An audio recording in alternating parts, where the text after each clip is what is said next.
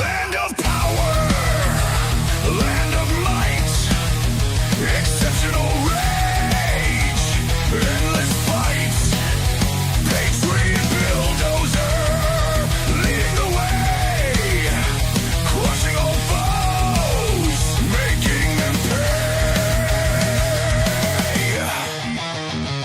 Flag in hand, fury in eyes, screams of pride, ignoring lies, iron grip, ruthless and cold, American dream, fierce and bold, bow before the storm, unstoppable wave, marching forward, no soul to save, bulldozers wrath, tearing apart, exceptionalism, fire in the heart,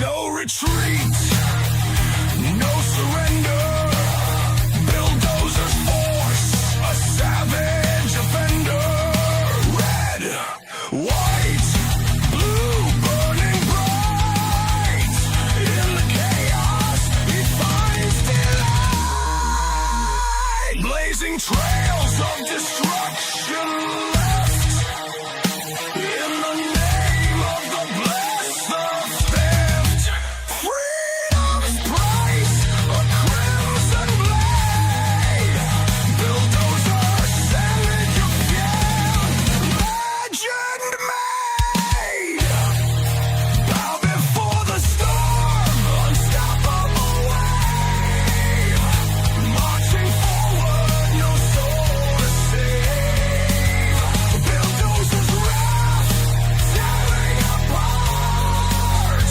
exceptionalism, fire in the heart.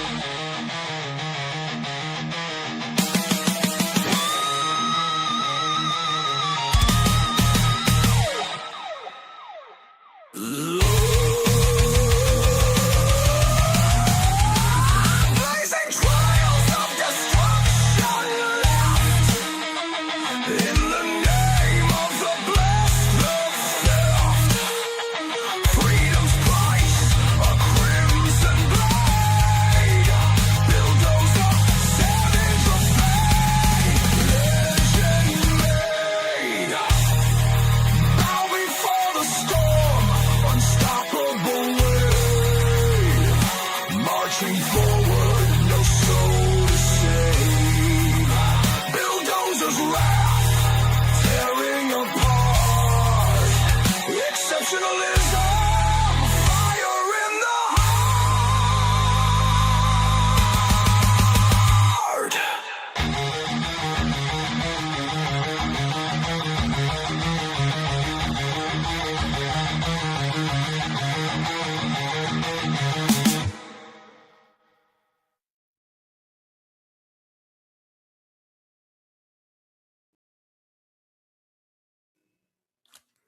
Good evening, everybody. Welcome to the Dozer Den.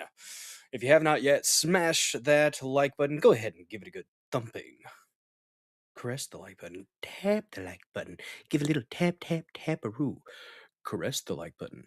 Lean in real close to the like button. Whisper sweet nothings in its ear.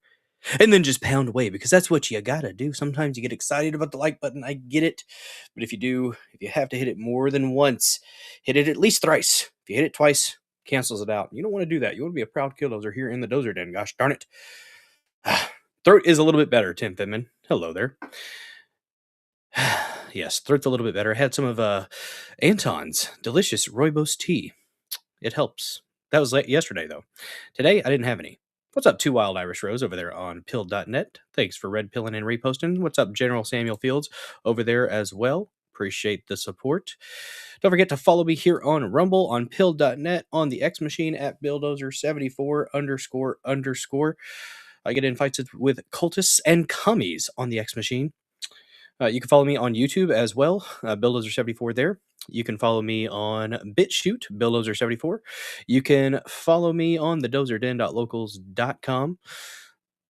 Free to follow. If you want to participate in the live chat, one of the most free speech live chats on the interwebs, that and pill.net, two of the most free speech live chats on the interwebs. But if you want to participate in the one on locals, you do have to pay $5 a month.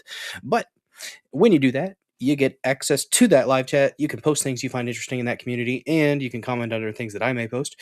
You can also have all the benefits of a Rumble subscription. And what are those? Well, your name will be lit up in the most beautiful shade of MAGA red. That's right, you'll catch a Rumble rash. It oozes patriotism, and the only treatment is more America. That's right, I don't make the rules. The Rumble rash, that's how it works. Most people say they don't want a rash. You want this rash. It's a great rash. It's a great rash, guys. And you get access to a plethora of wonders, stupendous, fantabulous emotes, some animated, some not. Although tonight I did decide to stream from the channel, the Dozer Den. So if you're wondering why there are only 62 followers or so on this this stream, it's because it's the channel and not my user profile. I wish I could switch them all over or make one the other. I wish, I don't know. I'm going to fix this. It's a little better. I don't know. I don't think it did anything. Back a little bit, maybe? Maybe? I don't know. I moved things around on my desk, and I don't know if I like it. That's right, the Dindus. You'll do nothing and I'll like it. A Dindu Nuffin. One of the Dindu Nuffin Americans over there on pill.net, General Samuel Fields. We are on Rumble, we are on pill.net, we are on BitChute, we are on the dozerden.locals.com, on X. We're all over the place, and YouTube tonight. I have one person watching over there on YouTube, probably Sam Duty. Hello there, Sam Duty, if that's you.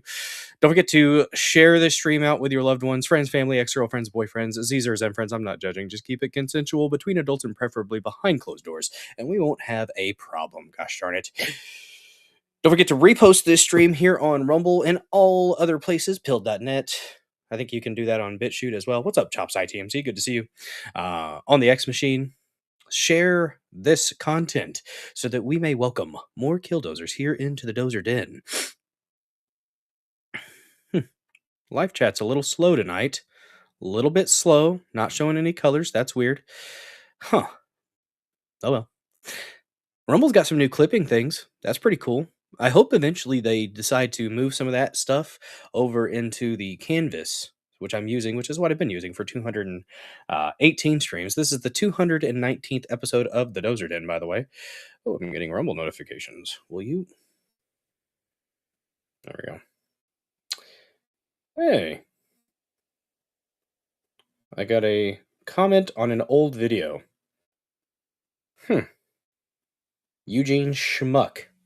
Kind of curious now, I'm not gonna lie. I am curious. What are they commenting?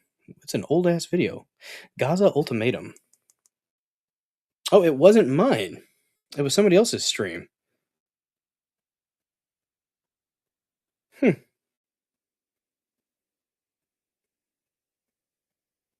Oh, good lord. It's just bots. Just bots. It's all it is, guys. The internet is mostly bots. Hey, General Samuel Fields over there on Rumble. Good to see you. In both places. Thank you for watching, guys, wherever you may be watching, whenever you may be watching. Morning, noon, afternoon, evening, middle of the night, dusk, twilight. I appreciate the fact that you have taken time out of your busy life to hang out here in the Dozer Den. Even if you're watching after the live, thank you for that. I do appreciate you. I'm not gonna lie, some of the stuff is definitely worth watching. Most of the streams, honestly, are worth watching after the live. I do participate quite a bit with the chat. It is a chat focused and chat appreciative stream, so I will be interacting with the chat. If you don't like that, well, I don't know what to tell you. Now, if I'm reading through an article, I might not see the chat because I'm reading. I can only read one thing at a time usually, kind of. I mean, sometimes I can read two things at a time, but it's Not that great. It's multitasking. When you multitask, usually something suffers. Just saying. Just saying. Guys, I did get a good pump before I came up here. Not gonna lie. It was a damn good pump. Um, did 2 sets of 30 nice controlled bicep curls with 30-pound dumbbells, and then 2 sets of 30. Well, 1 set of 30 because I was being lazy, and I ran out of time. And I just spur of the moment decided to pick up my 30-pound dumbbells and just start doing some exercises. Then 1 set of 30 tricep press holding 2 dumbbells, and it works a lot better for me because I have short arms. And if I get the weight that I need, like I can do 100 pounders in sets of 20 tricep press, right? But I have short arms, and it kind of chokes me out when I go full extension of the tricep, and that's not great. You don't want to do that. You don't want to almost pass out with a 100-pound dumbbell on the back of your head, do you? So you take I probably could do a 50-pounder. I bet you I could. Might be a little bit tough right now. It's been a while since I put the 100-pounder over my head.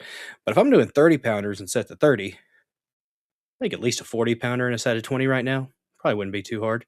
I need to start doing some workout streams, guys. I teased a workout Wednesdays a while back as a 5th stream of the week. Thinking about making that a thing. Hey, that'll be part of the IRL stuff because apparently that's what's going to start getting pushed pretty heavily is the IRL stuff. You know, you have followers with people with 200 followers getting 40,000 views on IRL streams. Whatever. I do IRL content. I didn't know IRL was a tag that I could put there, but I do IRL content. I do fishing streams. I do putting up Christmas lights. I do, thought about splitting some wood. That's right. You guys want to see me be a lumberjack, an outdoorsman, splitting logs? Should I put suspenders on and flannel? It's an idea. It's an idea. I have some old flannel shirts somewhere, I'm sure, in my closet. I used to work in an orchard, and when you went out and you picked corn, you put jeans on, and you put a undershirt and flannel. Long sleeves.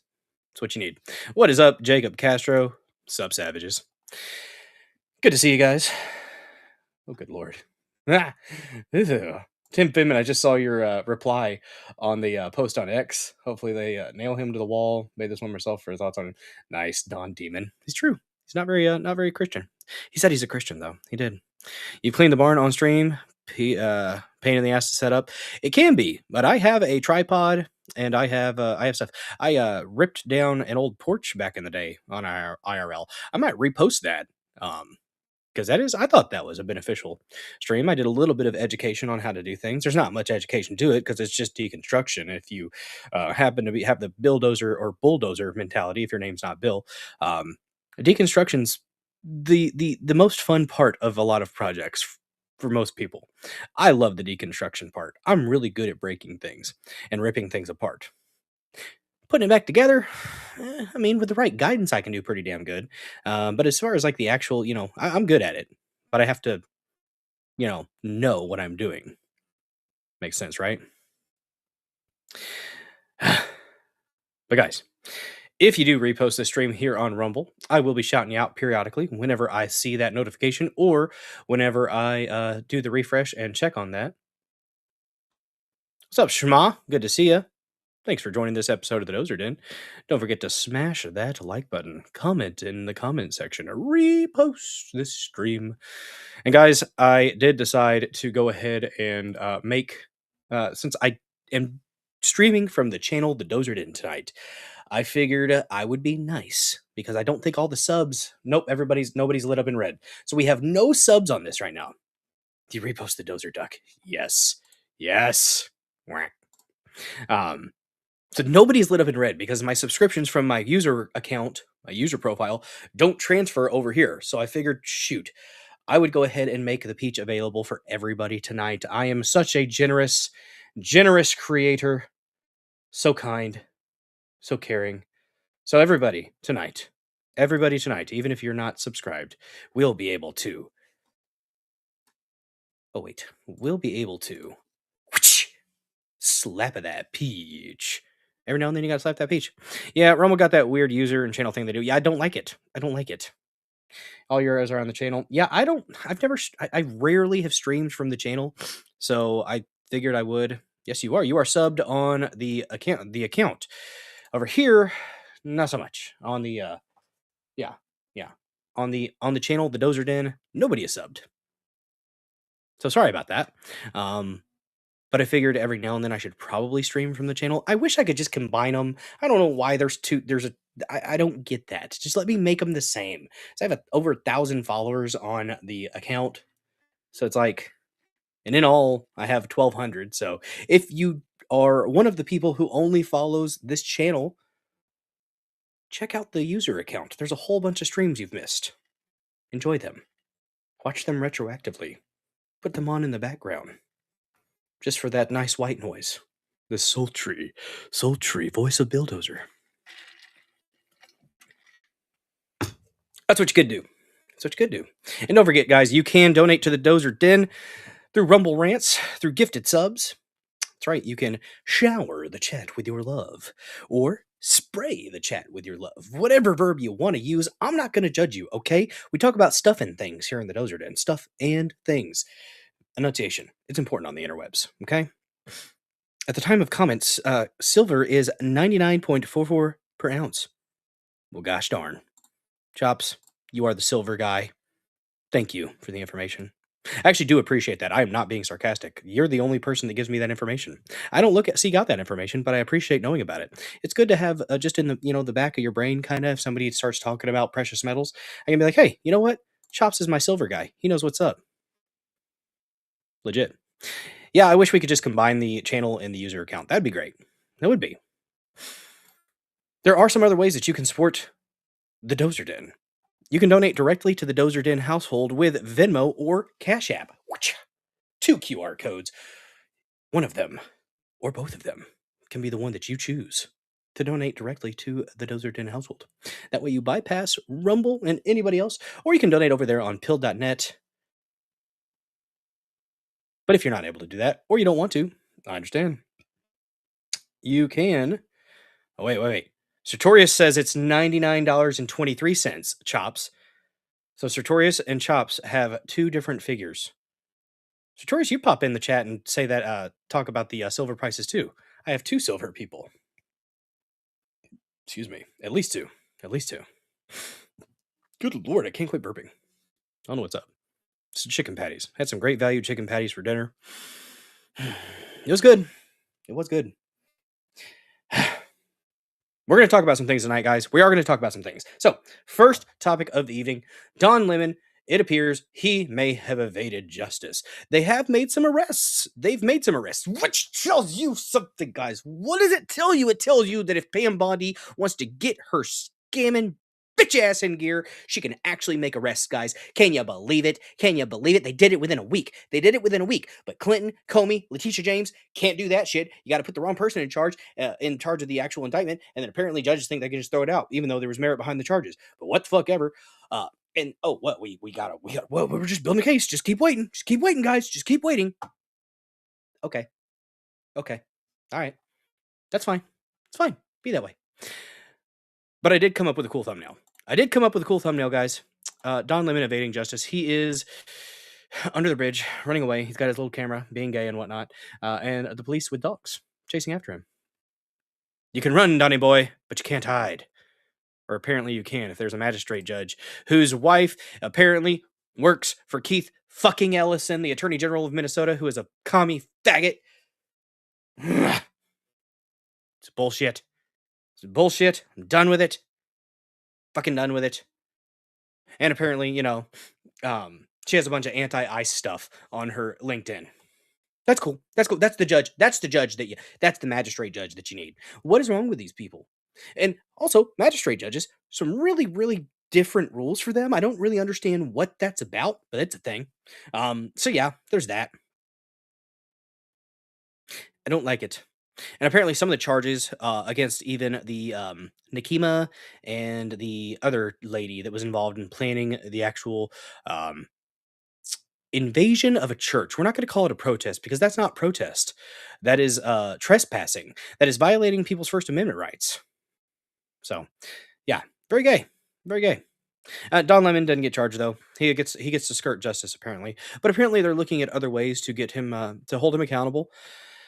I don't I mean, I understand why the activist judges don't do what's supposed to be done, but I just don't understand why it continues to be allowed to happen. What recourse do we have as citizens to actually have a justice system that is impartial? What are we supposed to do? What's impeachment? Okay, impeachment, and then what? What is the House and Senate going to do? Are they going to actually vote to remove? No, probably not, because they're gay and lame, and everything seems to be a little bit fake and gay. Read the sign. Fake, gay. Middle ground, Congress. Right in between the orbs. Congress. And our whole system right now. That's how it feels, guys. That's how it feels. I'm not black pilled. I still think you can vote in federal elections if it's for your representative or your senator. Presidential elections might not mean a damn thing. I don't know yet. I don't know. I'm ambivalent on that yet. Okay? We'll see. We'll see. When silver breaks $100 tonight, Dozer gets to have a double shot. Shit, I'm almost out of bourbon. Guys, there's a snowmageddon coming. If you're in the South, pray. That's pretty much just pray. It looks like it's going to be bad. And there are people, Northerners are making fun of the Southerners. Guys, even a quarter inch of ice will fuck things up. 2 or 3 inches of ice, crippling, multi-state, like outages, emergency services not being able to reach people. It's going to be bad. It looks like it is going to be very bad. So take it seriously. If you don't have some supplies, get some supplies. If you don't have batteries, get some batteries. If you don't have chargers, like extra bank charging banks, get them all charged up. Get yourself some good flashlights. Be prepared. Have an alternative source of heat. I have a fireplace that is not just for show. It's actually like a wood burning stove kind of fireplace that I don't ever use, but I should. It's got Osborne. That's the brand. So I say it's Ozzy's cousin. It's the Ozzy Osbourne. Yeah. Yeah, I'm a dork. It's okay. Wonder whose chart he's watching. Kitco. You wonder who Sertorius is watching.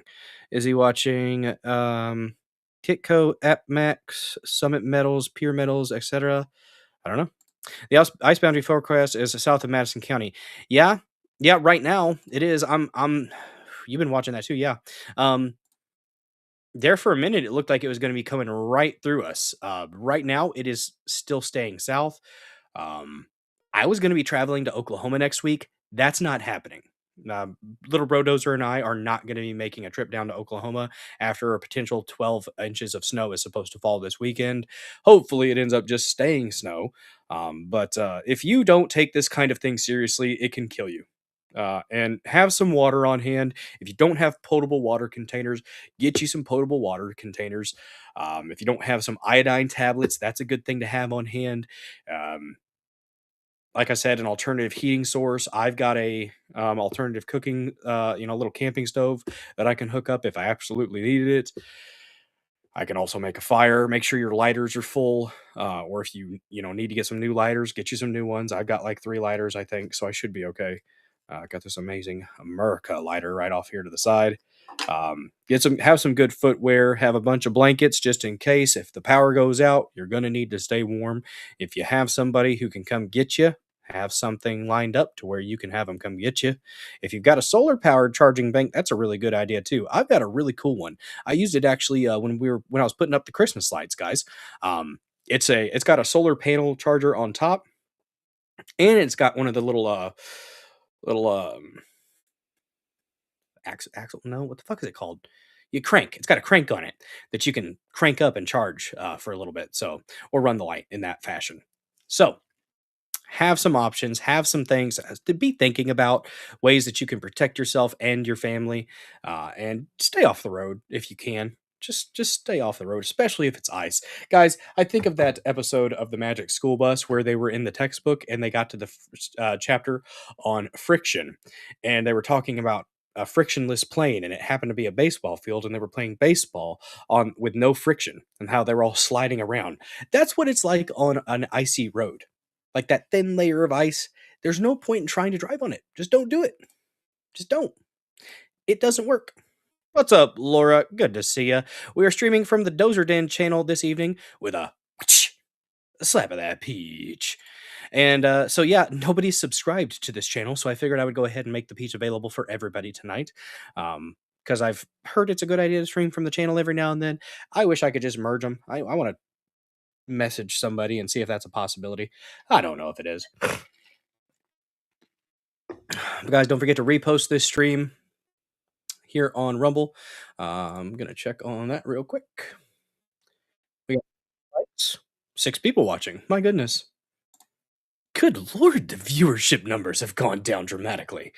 Thanks for the repost, Schma. Appreciate you.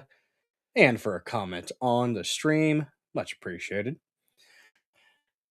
And then I reposted because I wanted to make sure people knew and got a notification. If you guys got a notification, let me know. If you didn't, well, I guess you'll let me know too, maybe. That way, maybe I can get this, get that addressed because the notifications are supposed to go out. Sadly, sometimes they do not. It's horrible. Downright horrible. There we go. That's a little bit better. I had to do some stuff on my desk the other day, so my streaming setup got moved around. Everything was in disarray. Bobble Trump's off to the side. I haven't moved him back up to the screen yet because I don't know. I don't really want to right now. Maybe later. Maybe when I feel like it. But so the first topic is dawn. Ice apocalypse to the side for now.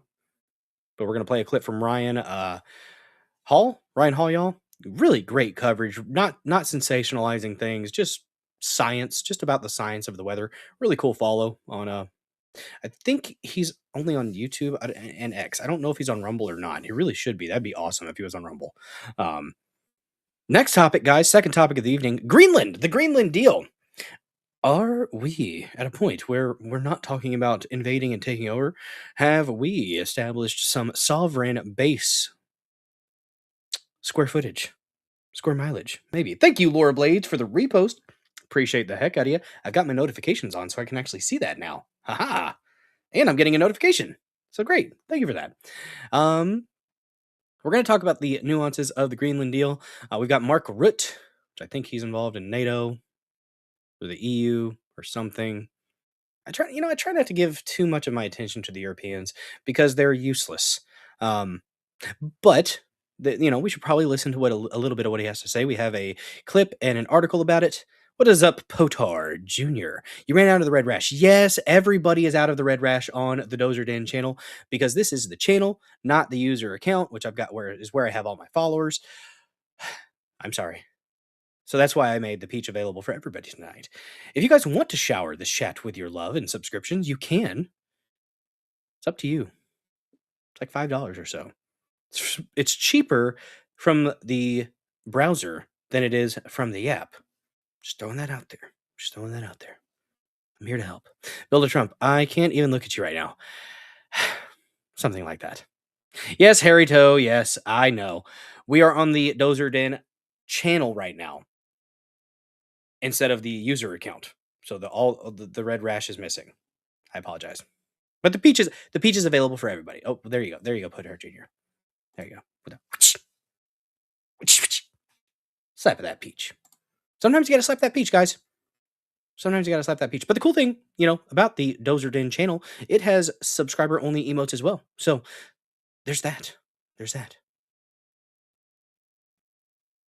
Third topic of the evening. Graphene news. We have an interesting article, sciencey stuff, that we might read through some of. We're not going to read through all of the minutia of the data because that could get kind of boring. I'm a bit of a nerd about things like that, so bear with me, okay? Bear with me when we get to it. I thought it was pretty cool. You got to know that Ian, the guy on Timcast, was probably losing his mind because Phil Labonte, Phil that remains on the X Machine, lead singer of All That Remains, posted about it, and I'm guessing they probably did talk about Graphene on Timcast. I didn't watch Timcast tonight, though, because I didn't really want to. I was busy doing things with family, and, for a few minutes, I was preparing the stream. So, that's what we were doing. I should be able to get notifications for when you guys repost the stream on my phone tonight, so I should be able to shout out reposts on Rumble whenever they happen. Fourth topic, we're going to go ahead and finish up the Watch and React. Dozer got a sore throat and gets all the red rash away. Yeah, apparently. Throat's still kind of sore. I don't know what the deal is, honestly. I take my vitamin D. I take my vitamin C. I took my oldest child to the public school the other day to get her enrolled because she's doing exceptionally well academically, but she misses her friends. And what's up, Sojourn, with a repost here on Rumble?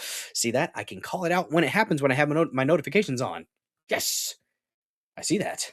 Let the sarcasm begin. What sarcasm? Did you? What was up with that optic with the Wojak going like this? Was that me? Am I the Wojak? I don't feel like a Wojak. Am I a Wojak sometimes? Oh, look at that, bruh.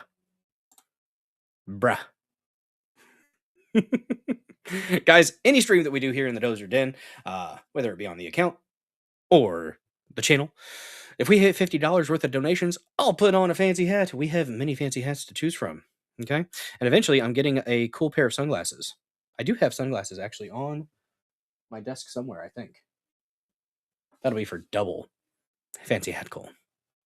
Yes, indeed. Yes. Three of them each day. 3,000 units of D. What's up, Harry Toe, with a follow on the channel? Thank you for following the channel, The Dozer Den. Appreciate that. That was funny. That was very funny. You down to smoking resin? Oh, get after it, man. Please use it responsibly. Enjoy it responsibly. Have a good time. Speaking of resin, I might do some woodworking stuff at some point. Not with resin. Lady Dozer does resin. She does cups, guys. She does tumblers. They're really good. She does an excellent job. She actually has a little page. She doesn't really do anything with it. She's like actually very crafty and very talented. It's just actually doing the things that she's kind of scared about, like getting too many orders. And I'm just like, I'll help. You do things that people like. You make some really cool cups, and like she does a lot of crocheting and stuff, and she puts like stencils together and things like that for people. And she's very crafty, creative.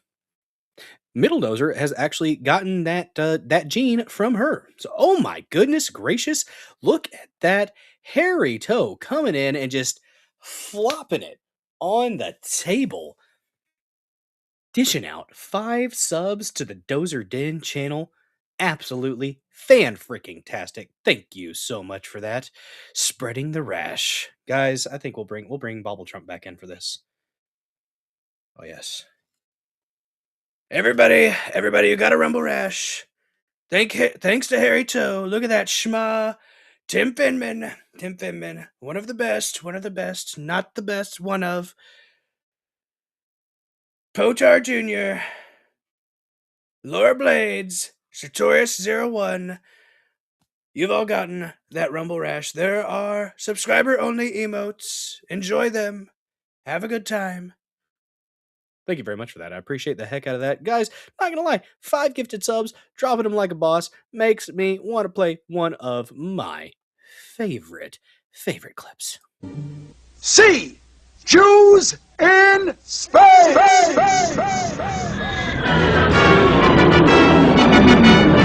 We're Jews out in space. We're zooming along, protecting the Hebrew race. We're Jews out in space. If trouble appears, we'll put it right back in its place. When Goyim attack us, we'll give them a smack, we'll slap them right back in the face.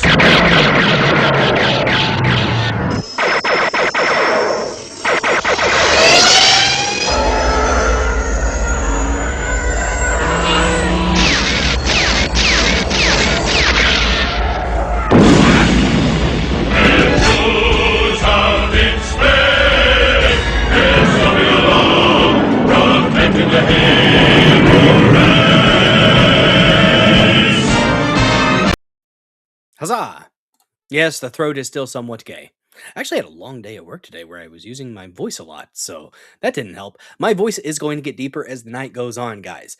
Just so you know, eventually I'm going to have an awesome DJ voice, because apparently whenever I'm slightly sick, my voice goes into DJ mode. I don't understand why the post-nasal drip does it, but it does.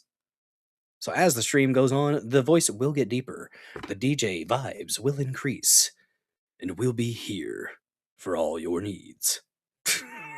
don't understand. I do not understand the way my voice works. Slap that peach. Almost lost my headphones. My gosh. I need to calm down.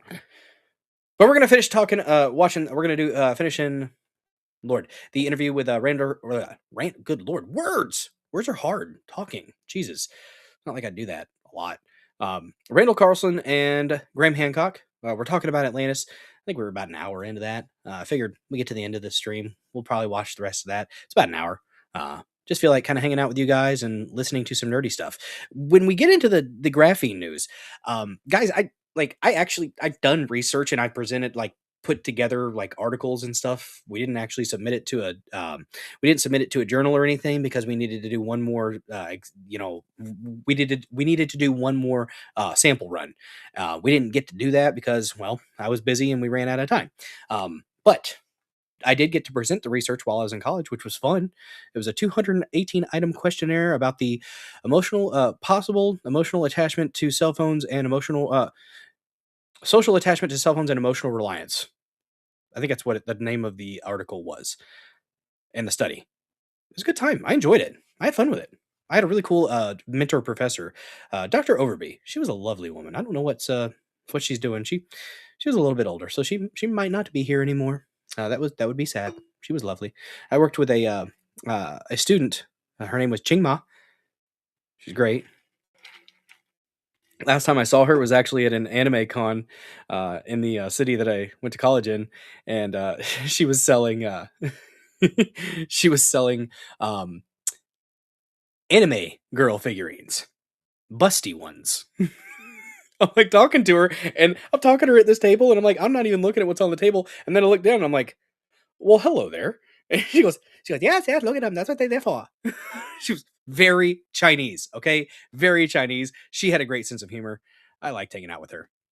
She tried to get me to try kimchi once, and I'm just like, no, Ching, I'm not doing this. This is fermented nastiness. I don't want it. I don't want it. But yes. See, DeWalt tools have graphene batteries. They charge super fast. They do. I have a couple DeWalt tools. I have a DeWalt weed eater for little stuff. I have a gas-powered one for the, stuff that actually matters. Oh my gosh, handy news coming in and raiding the stream. Holy freaking crap, raiding the Dozer Den channel. Guys, this is the channel. This is not the user account. I'm not really sure why I decided to stream from the Dozer Den channel tonight, but if you could, go ahead and smash that follow button for this here as well. Go ahead and smash that like button. Give it a good thumping. Caress that like button. Lean in real close to that like button. Whisper sweet nothings in its ear and do a big deep. Oh, and you don't want to do that. You don't want to be like creepy Uncle Joe Biden. Ugh, don't do that. But if you could, go ahead and smash that like button. Like the Hulk. Hulk! Smash! It with all your might. What's up, Sergeant No? What's up, Cass? Good to see you guys. What's up, TL Weberg?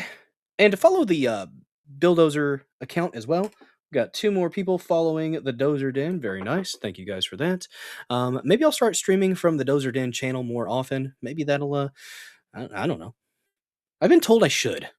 I don't want to feel like I'm, leaving all the 1,000 or so people that have followed the other one. Although it shows up on the Bulldozer profile, so I don't know. But anyways, guys, if you didn't know, I stream Monday, Tuesday, Thursday, and Saturday at 9 p.m. Central. Monday, Tuesday, Thursday, 3 to 4 news topics with palate cleansers sprinkled about because you got to break up the monotony. Saturday streams is a hangout stream, a decompressed stream, a chill stream for all you amazing killdozers here in the Dozer Den. We might have one official topic, but for the most part, we're hanging out. We're chilling. We're taking music video requests for the Dozer Den DJ Hour, where you can rock out with your cock out, jam out with your clam out. Those are the only 2 options. Okay? If you are intersex, please pick a fucking lane. Okay? There's only 2. Just pick one. Whoa, kitty.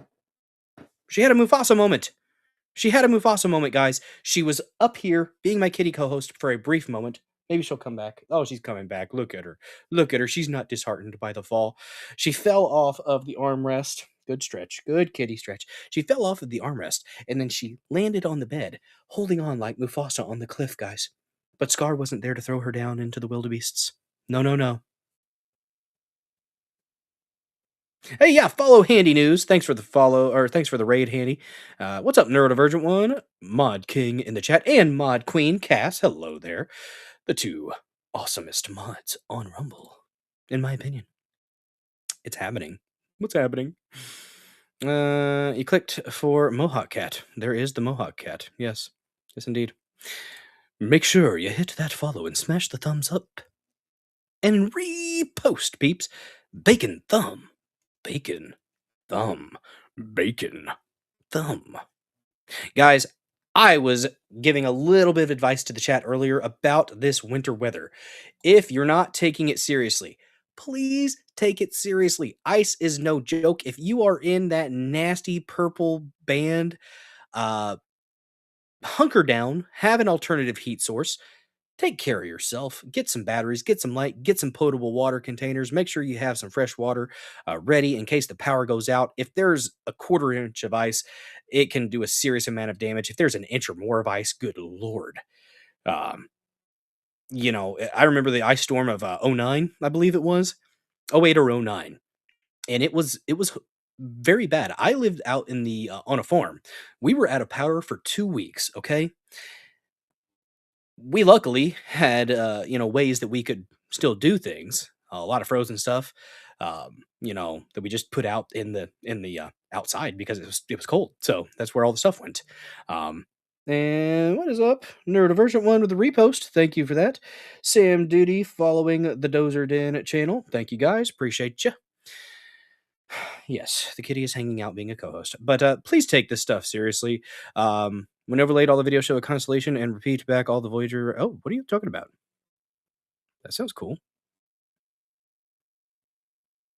Sylvazo Jern, someone finally decrypted those YouTube videos by unfavorable semi-circle the mysterious videos that were uploaded directly to YouTube, bypassing the compression and algorithm barriers, which is near impossible. About what? When overlaid, all the videos show a constellation and repeat back all the Voyager record, and also give a GPS location in the middle of the Atlantic. Ooh, is that for Atlantis? Maybe. Storm pisses you off at springtime in Pacific Northwest. I want snow. We are going to get a lot of snow here in southeast Missouri. There for a minute. Okay, kitty, I love you. Go over there. Over there. Yes. I'm sorry. You cannot get up there. You knock things down. You cause chaos. Kitty chaos, not needed. What's up, TV Green? Good to see you. Let's see. But let's if you're able to volunteer in any way, definitely no shame in volunteering to help people out with this stuff. Actually, really, really cool. If you're able to do so, don't put yourself at unnecessary risk if you can avoid it. But let's take a look at Ryan Hall, y'all, for just a second. Ooh, they pulled a sonar record from that location and showed a metal object 134 feet long. This was just last month. Now that location is giving off radio signal directed at that same location. Is that the thing that looked like a fuselage of a plane that Joe Rogan was talking about? I think I know what you're talking about, Silva Sojourn. I don't know. Yeah, there you go. There's the alien. There it is. There's an alien on this. I put it on the user account as well. So there is a happy dancing alien for whoever was asking for it. I don't know if it was you or not, Laura Blades, but there is a dancing alien now. So you love plowing snow. It's so much fun. I love plowing other things. But snow's good too. Guys, let's listen to Ryan Hall, y'all. This guy, follow him. He is Ryan Hall, y'all, on the X Machine. He's on YouTube. I hope he's on Rumble. I don't know if he is. But he does some excellent live content. Not a sensationalist when it comes to the weather. And this is very important stuff. They just talk about the science most of the time. He might be getting a little bit amped up now because it's right before everything pops. But let's listen to him for just a second here. Little 3-minute clip of him discussing what's in store. Live on YouTube right now talking about this upcoming historic winter storm, specifically the ice. Lots of people are talking about a bunch of different numbers, a quarter inch, 3/4 of an inch of ice. What does that mean? Well, let's dive into it here. I think we've got a pretty good index that makes it make sense. We're looking at the National Weather Service's ice forecast combined with this index that tells us what the impacts are actually going to be on the ground for a specific. This right up here needs to go lower. Let me get rid of this real quick. There we go. Right up here. Stay away. Stay the hell away. It's right up in Missouri. That's close to, yeah, southeast Missouri, okay? I'm in the Boot Heel, and I would like that to not be ice. I hate ice. We always get ice. I'd rather have snow. Amount of ice combined with the wind speeds. So you can see here that Tyler, Texas, Shreveport, all the way up to areas just south and east of Memphis and almost up to Nashville is under this level 3 and 4 zone. What does that mean? Let's actually pull that up and let's go over here to level 4. If you are highlighted There's in drama. that level 4 zone, and this is an area that I think could expand a little bit. This is early. We're still a little ways out. I think as confidence grows in how much ice we're going to get, that zone will get bigger. So if you're anywhere near it, you can expect potentially prolonged and widespread utility interruptions with extensive damage to main distribution feeder lines and some high voltage transmission lines and structures. Outages could last for 5 to 10 days. This is big. This is a big deal. This is widespread damage. This is really bad for places that don't have backup generators, and like people that live at home who have a bunch of health issues that, you know, maybe want some independence and want to not be in a facility, so they have staff that are at home with them, and need like ventilators and stuff like that. This is going to suck for them if they don't have backup generators. And inside of that, where we had the white coloring on the map, that's actually a rare Category 5 Cat 5 index on the ice accumulation impact scale, where catastrophic damage to entire exposed utility systems is going to be possible. This includes both distribution and transmission networks. Outages could last several weeks in some areas, and shelters may be needed. This would be catastrophic, and unfortunately, this is what we are expecting in this highlighted area right here. And I want to really emphasize the fact that we think that this is going to get bigger. It could shift a little bit to the west and to the south as well. But I think that if you're in this right now in Monroe, Louisiana, Shreveport, Greenwood, Tupelo, Mississippi, this is going to be. And if you're in these areas, don't drive on this. Just please don't drive on this. Yeah, it's going to burn through all the firewood. Yeah. You got an itty bitty Harbor Freight generator. Is it any good? I've been thinking about picking something up that's a little bit smaller because we don't need we don't have a whole home generator. And honestly, I mean, if it's cold enough, which it will be, the frozen stuff we can just put outside and it'll be fine. I can cordon off fence off a little spot so the dogs don't get into it. But yeah, definitely keep prayers up for the people that are going to be affected by this ice. Usually deaths are involved with this. A lot of people don't realize how dangerous the cold is, but it is going to be offensively cold next week. It's going to get in the negatives where we're at. What's up, CW? The channel of the Dozer Den. That's right. Everybody has access to the peach tonight, by the way. I felt bad because I forgot that, well, I wasn't 100% sure if subscriptions from the user account translated over to this. They don't, but Harry Toe just showered the chat earlier with 5 gifted subs like an absolute Chad. So that was really nice. But Somali Daycare and Healthcare will help everyone out. Yeah, they'll help us. That's lovely. That's lovely. You haven't had an opportunity to use it yet. I had a DeWalt generator. I took it back and got my money back because I hadn't used it in 2 years. Then the next year I needed it. It's like, really? I suck.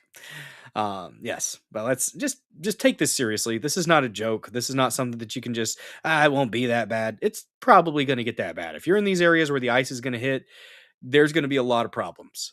Have some alternative sources of power. Did I go to OBS? No, I did not, Salt Dumpster. Why do you say that? No, I'm just sharing a screen. I'm in the bottom corner like I normally am. The worst ice storm of your lifetime, more than likely.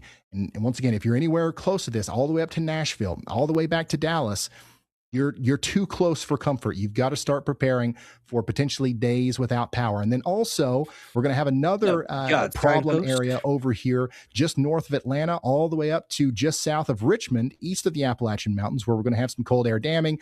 The data isn't complete here, but I think that this whole area will have a similar look to it with some of those higher index scores as we get more information tonight. So tune into our live stream on YouTube right now. If you've got any questions, we're answering stuff. I've got meteorologist Andy Hill here. I've got Y'all Bot. We're having a great time talking about this unfortunate Wait, Cass, are you saying it's negative 44 where you're at now? You mean negative 4? If it was negative 44, I'm pretty sure you'd be dead. Coming event. But yeah, click that link down below. Maybe a wind chill. Well, there you go. Ryan Hall, y'all. Worth a follow. If you haven't followed him, definitely do so. It's going to get cold. It's going to get very, very cold. Not good for anybody. It's going to be awful. It's cold here. NorCal has got a 42 low tonight. Burr, you son of a bitch. It is going to get down in the negatives. It's going to be rough. It's going to be rough. There's people up north. They have exploding tree warnings. Guys, did you know exploding trees are a thing? Did you know that? I am 35 years old, and I have just now, for the first time in my life, heard the term exploding trees. Now, the science behind it, I get that, but I'm exasperated at the thought those words go together, exploding trees. I've heard of, lightning. I've seen the videos of lightning striking a tree and it popping. Yeah, I've seen that. But from just the cold, why did your tree explode? It got cold. Fuck my life. What? No, it's not okay. Gotta stop this. How do we stop this? You don't. Okay, it's the moisture. Temperature drops dramatically fast, and apparently it'll cause the trees to go just kind of buckle and fold in. And if you think when the limbs are cracking and popping with the ice and they sound like gunshots, that's got to sound like a bit of a cannon. It's legit. Negative 44 with the wind chill. Okay, and negative 22 here. Negative 22. Ah. Are you having exploding trees? Have you heard the exploding trees, Cass? Be careful. Don't stand by them. Stay away from those exploding trees. They're dangerous. That's awful. Why? Why is this a thing? Guys, Congress is being gay. I just want to throw that out there. Congress is being very, very gay. Just inject antifreeze into all the trees. Yeah. That'll help the maple trees. Congress is being gay. They're voting to, they're talking about, you got to pass this thing to get the DHS funding. It has $5 billion for like refugees and resettlement programs, guys. That's a reason to vote against it. Massey was correct for voting against it. What's up, Winnie Wild? Good to see you. Now, maybe they'll take it out in the Senate. Maybe when it gets to the Senate, they'll take that $5 billion out and pass all the good stuff. I have very little faith in the Senate to actually do that. The better men of the Senate, right? Glamazon in the chat. Yeah. They split and expand from water, but not any yet exploded. Well, damn. I'm glad they haven't exploded and shot splinters at you. Splody trees are rad. Exactly. You only saw exploding trees fighting in Tres Fronteras. Unipari fake and paid for. Yeah. I just Congress needs to all go. They just need, there's a few that maybe could stay, but I just am so tired of all of them, and I'm tired of the lying about it. You got a $5 billion refugee welfare program, and it's like, why? Why are we voting for these? Why are our representatives still voting for it? And why aren't they allowing the amendments that libertarian individuals are putting forth to get rid of that crap? There's something in a bill, I think it was this one, where they can kill switch your vehicles, guys. They can kill switch your vehicles, the newer ones. Like 50-something Republicans voted against the amendment. Here it is. So, unbelievably disturbing, 57 House Republicans just joined almost all the Democrats to ensure the government can shut off your car whenever it wants. What? Why? Is it just because Massey introduced it? He's right. Just okay. Okay, this is how you lose. This is how you lose your freedom, by the way. If you're driving a newer car and they can have access to just kill switch your vehicle, that's what the sound of it is. Now, maybe it's sensationalized. I don't know. But it sounds like that's a thing that they're allowed to do with this bill. Now, maybe the Senate will kick it out. I don't understand why 57 Republicans are going to vote against that amendment to take that kill switch out. They shouldn't be able to do that. It's your fucking car. Now, hopefully some people are going to find some ways to disable that stuff. Unless they make it like a felony. Unless your newer vehicle is not going to be able to be on the street unless it has that kill switch capability, right? Duh. Nonsense. Guys, let's get into the first topic of the evening. I've ranted and raved enough about random things. We talked about stuff and things so far tonight. Stuff and things. Okay, enunciation, very important on the interwebs. Don't forget to repost this stream, share this stream out with your loved ones, follow the channel, like the stream, all those good things. Let's check on the likes real quick. We are up to 19 likes, including myself, because if you're not liking your own stream, what are you doing? What are we doing here? Come on, man. Let's talk about Don Lemon, that gay guy, for a little bit. Looks like a Minnesota magistrate judge has decided to reject all charges against Don Lemon over anti-ICE church protest, blocks some charges for the two other ones. They're not protesters, CBS. And this is an article from CBS. By the way, articles that we read on the show will be linked in the description. Let's go ahead and get into it. From CBS by Camilo Montoya Galvez, Jennifer Jacobs, Sarah N. Lynch, and Jonah Kaplan. A Minnesota federal magistrate judge refused to sign a complaint charging independent journalist Don Lemon in connection with a invasion and insurrection style. Let's call it riotous. I would call it riotous. Trespassing for sure. Not a protest. That's not a protest. That's not how you exhibit or express your First Amendment. It's not. Okay? It's bullcrap.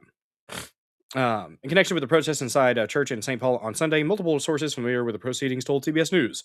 The Attorney General is enraged at the magistrate's decision, said a source familiar with the matter. Attorney General Pam Bondi has been in Minnesota for 2 days, as the Justice Department has sought to surge prosecutorial and law enforcement resources there.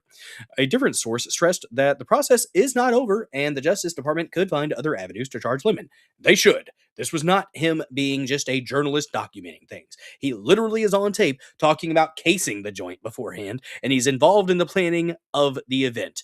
That is not protected by your journalisming. Okay, Donnie boy? The magistrate judge who declined to approve charges for Lemon was Douglas Miko, whose wife happens to work for Keith Ellison and puts a bunch of anti-ICE stuff on her LinkedIn. So, hooray. Hooray. Oh, shoot. Amber Alert Silver 2017 Infinity Case CMO. Well, if you're around there, man, that sucks.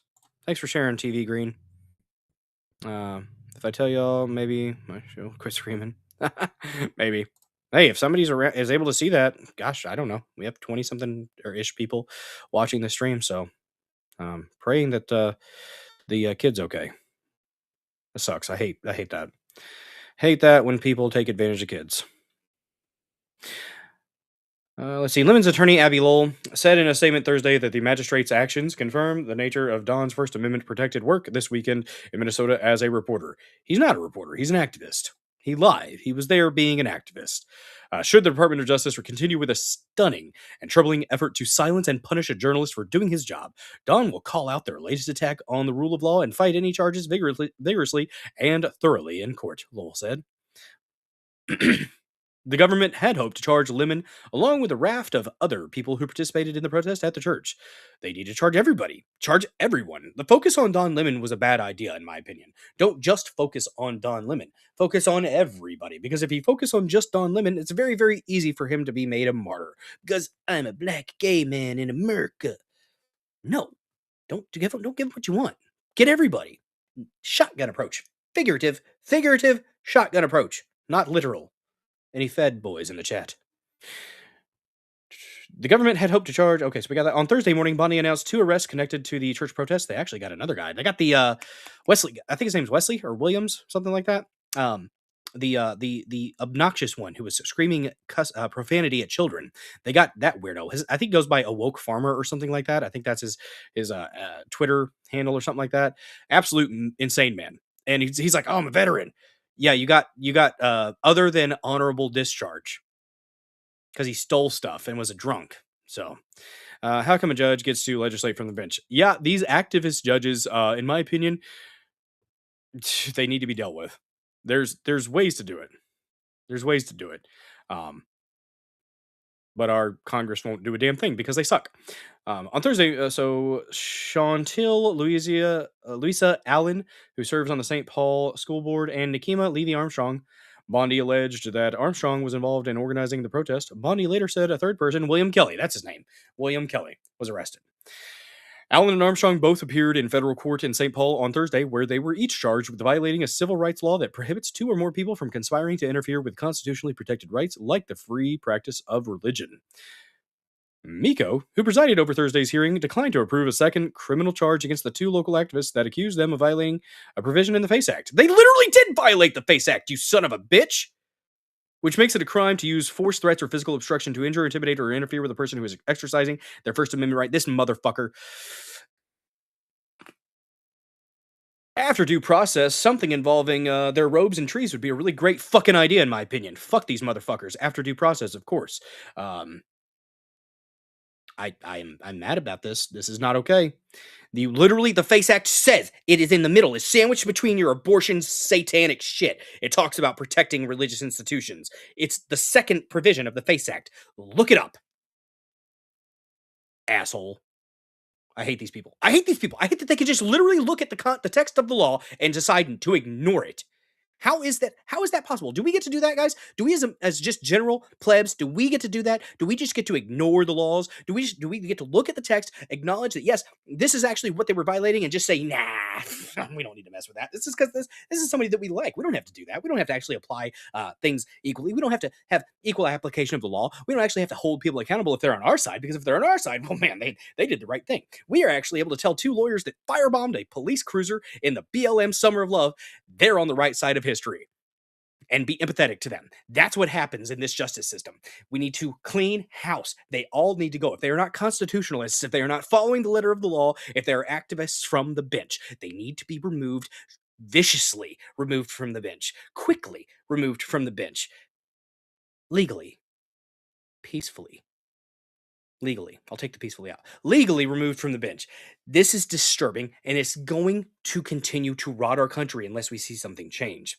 I don't know what has to happen to get these idiots in check, other than maybe, I don't know, Congress doing its job and actually impeaching people. And even if they're not able to get the conviction, you know what? The process is the fucking punishment. That's what they did for the last, the Trump administration and all of his lawyers and stuff like that. The process is the punishment.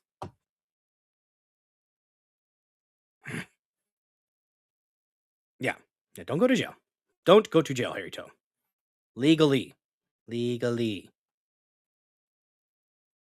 ways to do it.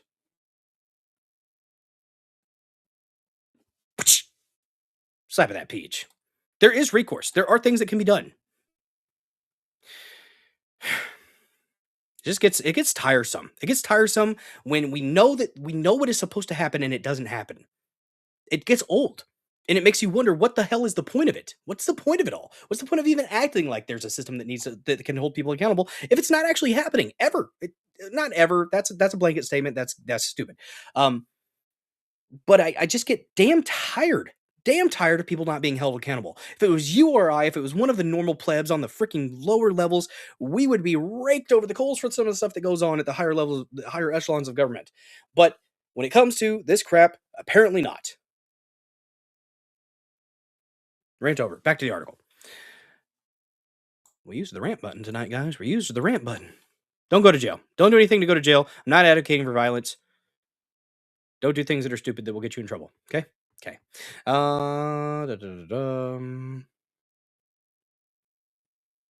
In a copy of an arrest warrant against Allen obtained by CBS News, the second charge was physically crossed off with no probable cause written in the margin. Oh, no. An attorney for Armstrong said that the magistrate judge also crossed off a charge on her arrest warrant. An arrest warrant for church protest suspect Chantel Allen shows two original charges, but one is scratched off by magistrate judge for no probable cause. CBS News. Tension was evident during Thursday's hearing to review the arrest. Just minutes after Miko began the hearing, federal prosecutors conceded they had yet to provide copies of the arrest warrants to the two women arrested and their attorneys. What? You might want to do that. If you're going to do this, do it right. Keep it tight. That way they can't get you. Okay? Ugh. We can get them. Robert Keenan, an attorney in the Civil Rights Division, told the judge. Miko then ordered a recess and vowed not to proceed until that happened, prompting audible gasps because he's an activist, and some cheers from those in attendance watching in overflow rooms. Because he's an activist judge and they should be removed from the bench immediately. When proceedings restarted, the Justice Department's request for Armstrong and Allen to be detained was swiftly denied, as were their requests for detention hearings. Make it federal. Remove them from Minnesota and make it federal, because evidently this is not going to happen. Yeah, guys, don't do anything to go to jail.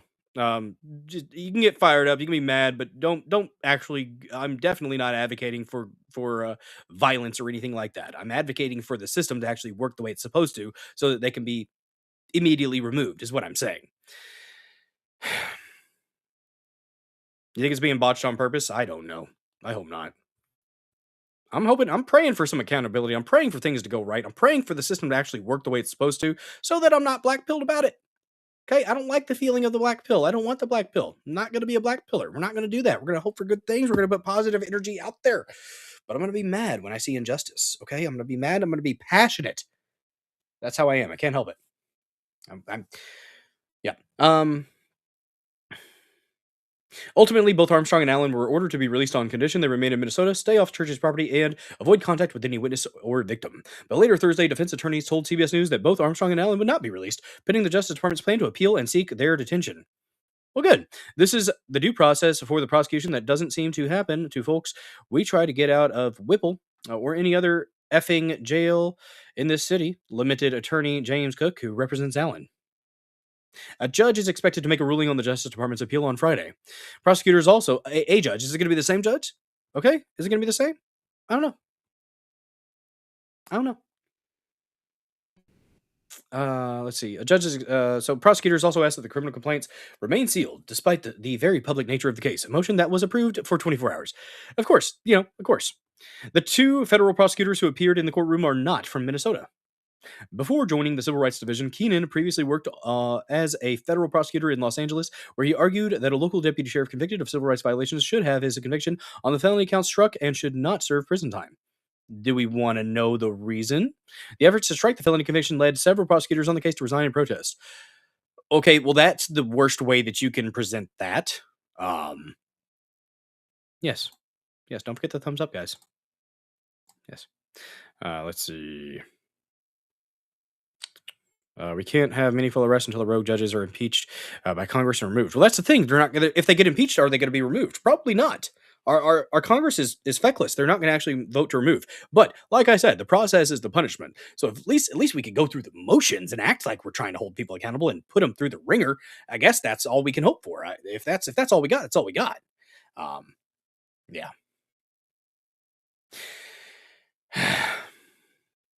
Yeah. I don't know. Most recently, he was dispatched to Louisville to handle the sentencing for a former Louisville police officer who was convicted of violating Breonna Taylor's civil rights, where he asked the judge to impose a sentence of just 1 day. Orlando Sanza, a former congressional candidate, well, he didn't.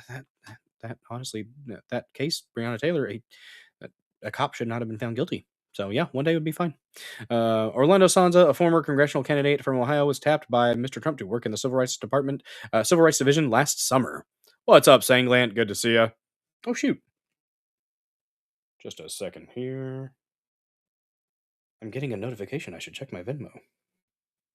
Holy crap. Goodness gracious. For the chilly ice weather, may they rid them all. Thank you for that $25 donation. Guys, that means we reached fancy hat goal. Salt dumpster. What hat would you like for me to place atop my head? We reached fancy hat goal on a Thursday. My goodness gracious. We could do the SpongeBob Burger King crown. We could do the OG Burger King crown. We could do macaroni, because if you put a feather in your cap, you call it macaroni. That's what Yankee Doodle said, okay? That's what Yankee Doodle said. Start a Killdozer retail business. Maybe. It's a possibility. It's a thought. I did start a sticker mule shop. So we got this hat. We also have a Hatter hat. Salt dumpster. Goal hat gay. Picket chat. Ooh, bald cap. I don't have a bald cap. I have the Hatter hat. Huzzah. But it's also green and it has a buckle. So if you call it a leprechaun hat, because I'm short, why? We get up to some fun here in the Dozer Den. There's many hats to choose from, okay? Salty Zippertit says Hatter hat. Lore Blades, like the top hat. That's 2 for the Hatter hat. Uh-oh. Harry Toe. Harry Toe, what's it gonna be? Harry Toe says foil. Lord Blades likes the Hatter hat. So we have 2 for Hatter. Always the BK says salt dumpster. Ooh. Salt dumpster likes the BK. Okay. Is it the SpongeBob BK? I mean, you got us there. So I mean, you're at least razor blade head. Oh, you want me to shave my head? I need a propeller hat. That'd be great. Salt dumpster. Do you like the OG Burger King hat, or do you like the SpongeBob one? I kind of like the SpongeBob one. It's pretty cool. It's just a buckle or a picture frame. It is a buckle. Is it a picture frame? You know, that's a good question. I think it's a buckle. Yeah, it's got like the band going through it. Burger King is gay. Sometimes. Go gay Hatter hat. Make me pissed off all night. Yeah. All right. That's the third one. The Hatter hat. This is the hat that started Hat Goal. Okay, guys. This is actually I wore this hat for just a costume party with some friends. We were being stupid. Yes, the gay Hatter. We can put the Burger King hat on top. It works. Do it. Aha. Do it. We did it. Thank you so much for that donation. Appreciate the heck out of that $25 Venmo donation. That is sincerely appreciated. Can't tell you how much it means to me that you lovely individuals would shower this show with your love. Very nice. Very nice. Not gonna lie, I would say that makes the kid happy.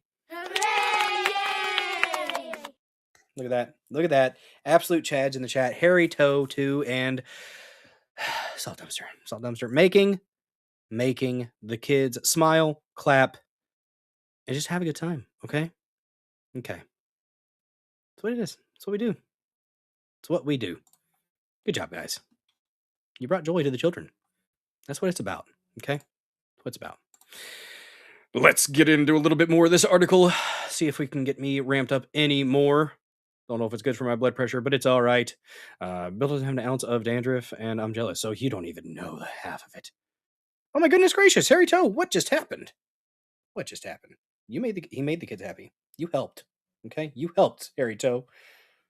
Harry Toe with a gifted sub, showering the chat with his love once more. Absolutely amazing support tonight. You love to see it, guys. You love to see it. Not gonna lie. It's pretty awesome. I like this one. I love gold. Yes, indeed. We have sounds and stuff and things. No, okay, so Nerdiversion 1. We are in the Dozer Den channel tonight because I kind of accidentally clicked the wrong button and I couldn't change it, and it was too late for me to do anything about it by the time I got to it. So yeah, we're streaming for the channel tonight, Neuro. I really wish I could just merge them. I wish that was a thing Rumble would let me do, because that would be great. And I could just call it the Dozer Den, I guess. I don't know. It'd be hard to get people to start following, I guess, the Dozer Den instead of Bill Dozer 74 because I've been doing this for 2 years, but whatever. Let's see. Protesters against ICE enter St. Paul church service. It's not protesters. You're rioters. You're trespassers. Okay? Protesters said they entered St. Paul's City's church on Sunday after discovering that an immigration and customs enforcement official appeared to be one of the pastors of the church. That doesn't give you an excuse to go in there and interrupt the damn religious services. You godless heathens. Protests, I rebuke you in the name of God. Literally, I rebuke them in the name of Christ. Protests and clashes between some residents and federal immigration officers in the Twin Cities have been occurring daily since the Trump administration deployed thousands of ICE and Border Patrol agents to the area. Among other demands, protesters have called for accountability in the death of Renee Good. Yeah, charge her wife. That's one of the ones that needs to be held accountable. She's the one that said, drive, baby, drive. So how about we go ahead and charge her wife? Let's do that. That's the person that needs to be held accountable. Even was it her father or her father-in-law that's like, yeah, she was in a bad place and she shouldn't have done that. But no, they gotta have they were asking for a reason to riot. That's what they do. They were asking for a reason to put in their army of idiots. Useful idiots, guys. And a bunch of these liberal, in their 30s or middle-aged white women just shut up and sit down. I know, that's what I've been hearing, TV Green. I didn't get a confirmation on that, though. So apparently they weren't actually married. So does that mean that the GoFundMe, they got like 1.5 million, Does that mean that doesn't need to go to her? I mean, maybe for her kids, something for her kid that apparently, I don't know. Um, Again, still sad that a human being died. I don't like that a human being died, but that's the fuck around find out effect. It is. Let's see. A U.S. citizen, okay, and Minneapolis resident who was fatally shot by an ICE officer after she drove her vehicle towards the officer, CBS News. I thought you guys were trying to be better. I thought you were trying to be, the GoFundMe was frozen. Huh. Interesting. There were our 3 GoFundMes. We got one of them shut down. Hell yeah. Hell yeah. Good job at least getting one of them shut down. I hope the one was for the officer, but apparently it wasn't actually from the officer. Hopefully he's able to get some of those funds because there were a lot that were donated to him, so that would be great if him and his family can get that. But grandparents will be raising that kid, most likely. First rule of the Dozer Den: no one talks about the Dozer Den. Well, no, that's antithetical to the point. Yes, read the word. Damn it, damn you, Potar. I get what you're doing though.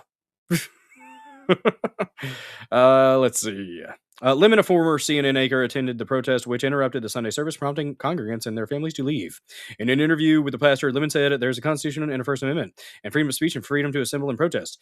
You're not allowed to infringe upon somebody else's rights to express yourself. You are not allowed to trespass on private property. A church is not public property." I saw an attorney on CNN say it was public. No, it's not, you freaking idiot. Moss's GoFundMe is separate. Okay. I thought that somebody had said that it wasn't actually from him, but I hope it is. I just heard some things in passing. I've been busy, guys. I've been busy, and was sick, so that sucked. I'm still kind of sick. My voice is a little bit deeper tonight, and it will get deeper as the stream goes on. Harmony Dillon, the Assistant Attorney General for the Civil Rights Division, she needs to chill on X, by the way, has publicly hinted that Lemon could potentially face charges for his role in the disrupting the service. Being a journalist is not a badge or a shield that protects you from criminal consequences, she said during appearance on The Benny Show, hosted by far-right podcaster Benny Johnson. Okay, CNN, or CBS. Damn, can't even tell the difference right now. Dillon declined to comment when reached by CBS News. The U.S. Attorney's Office in Washington, D.C. faced similar hurdles last year after President Trump flooded the streets with federal agents as part of an initiative to crack down on violent crime. Prosecutors in the U.S. Attorney Jeanine Pirro's office were ordered to pursue every case as a federal offense when possible, a plan that backfired as the Justice Department began to see grand juries reject charges and magistrate judges push back on cases they viewed as flimsy or that contained constitutional defects. Oh, there you go. Schma got the subby. Hell yeah. There are a bunch of emotes that you have access to now. Huzzah. Huzzah indeed. Now, let's see. In an October 8th, 2025 opinion, magistrate judge, I don't like these. Zia Faruqi? That sounds very American. Sorry. Just does. In the U.S. District Court for the District of Columbia revealed that over the course of 8 weeks since the crime surge began in August, the government moved to dismiss 21% of all cases that were charged by criminal complaint. That statistic is shocking, he wrote, compared to the 0.5% charged by criminal complaint that the government dismissed in the district over the past decade. Apparently, Scott McFarlane also contributed. So you had 6 people contributing to this piece. You know what? I will say, no typos. Written well, even though I disagree with a lot of their stances. Structurally sound article. So good job in that aspect, you CBS cucks. Cuck Broadcasting Service. That's what we'll call it. Well, there you go, guys. There you go. And thanks for the support tonight. We reached hat goal on a Thursday. You'll love to see it. Good times, guys. Good times. I want accountability. That's my main thing, guys. I just want accountability. I don't want people to get violent and seek out justice in their own capacity, because that's just a recipe for disaster. And anytime someone on the, side other than commie faggot side of things decides to do that, you get pursued forever by the government. Okay? So just don't do that. You've probably got things in your life that is worth not being locked up. So keep calm, be passionate, be loud, but don't do anything that's going to get you locked up, okay? What's up, 17 George 76? My give a fuck is broken, but my go fuck yourself is fully functional. When it comes to the most of these judges anymore, it's oh yeah, and the dumb fucks that don't even know we have 3 branches of government. Yeah, I feel you, 17 George. You know, I'm not at the point where I've given up, but it is really hard. It is really hard not to just feel that way. And you know what? 17 George 76, you've inspired me. We're gonna play a little song.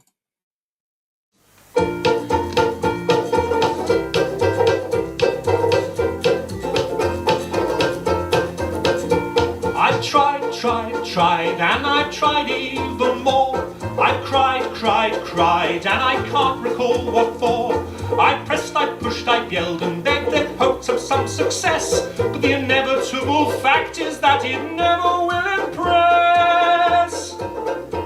I've no more fucks to give, my fucks have runneth dry. I tried to go fuck shopping, but there's no fucks left to buy. I've no more fucks to give, the more fucks I've tried to get.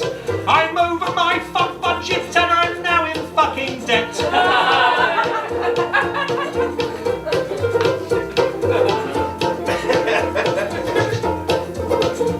I strive to get everything done. I play by all the rules, but I very rarely won. I've smiled, I've charmed, I would have laughed, alas to no avail. I'd run round like a moron to unequivocally fail. I've no more fucks to give, my fuck fuse has just blown. I've been hunting for my fucks all day, but they've upped and fucked off home. I've no more fucks to give, my fuck rations are depleted. I've rallied my fuck army, but it's been fucking defeated. The effort has just not been worth the time or the expense. I've exhausted all my energy for minimal recompense. The complete lack of acknowledgement has now begun to go, and I've come to realize that I don't give a fuck.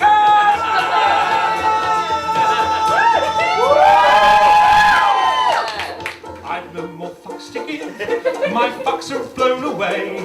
My fucks are now so fucked off they refuse to fucking stay. I've no more fucks to give, my fucks have gone insane. They've come back round and passed me while they're fucking off again. I've no more fucks to give, my fucks have all dissolved. I planned many projects but my fucks won't be involved. I've no more fucks to give, my fucks have all been spent. They fucked off from the building and I don't know where they went. I've no more fucks to give, I've no more fucks to give. I've no more fucks, I've no more fucks, I've no more fucks to give. Thank you very much.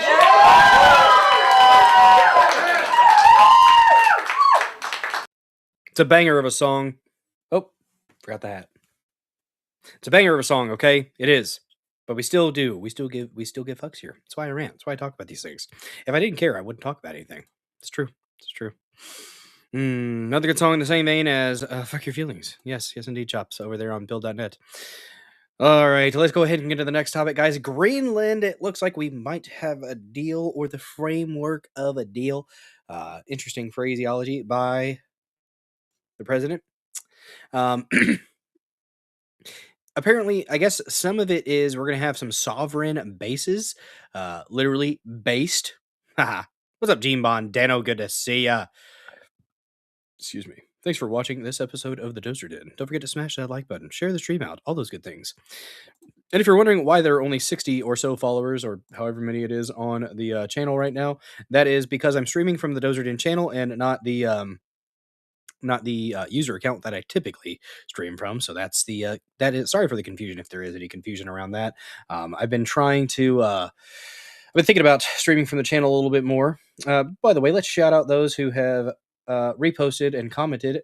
Cass, Mod Queen, lovely Mod in the chat, has commented and reposted the stream here on Rumble. Neurodivergent1, Mod King in the chat with the repost. Thank you very much. Sam Duty, Silva Sojourn with the follow of the Dozer Den channel. Terry Lee 762 with the follow of the channel. TL Weber with the follow of the channel. DJO 31968 with the follow of the channel. Harry Toe with the follow of the channel. Silva Sojourn with a repost of the stream. Laura Blades Schma with a comment. Laura Blades with a repost. And Schma with a repost as well. And I do believe that is everybody who has helped spread the word of the Dozer Den. Guys, when you hit that repost button, apparently it matters. That's what they tell me. If anybody follows your channel and you do repost, they'll see that you reposted it, and it goes in a tab in the reposts. We are going to be doing some more IRL stuff. Thought about doing some wood splitting, actually. Might do that tomorrow. If I get off work a little bit early, I might set up my tripod and split some wood. Because why not? We have bad weather coming in. I technically have a wood-burning stove fireplace. It's an Osburn. It actually will heat, and it's not just for looks. So I thought about that. And apparently the IRL stuff is going to get pushed, so that's cool. I mean, I'm going to be doing this stuff regardless, but I do some IRL streaming. I've done the fishing streams. I've done the working on the deck, putting up Christmas lights. Haven't gone for hikes yet, although that is in the works, guys. We are going to be looking at maybe doing some hiking or at least some nature exploration. No has mod powers in this channel. You didn't have mod powers in the other channel either. You're not a mod, are you? Did I mod you? I thought the only mods that I have are Cass and Neurodivergent one. Now I'm confused. Anyways, guys, we are going to be doing some stuff. Hey, we did some road trip streaming, which I was thinking about doing a road trip stream. How much for a shaved bill? Like the hair? Like a shaved head?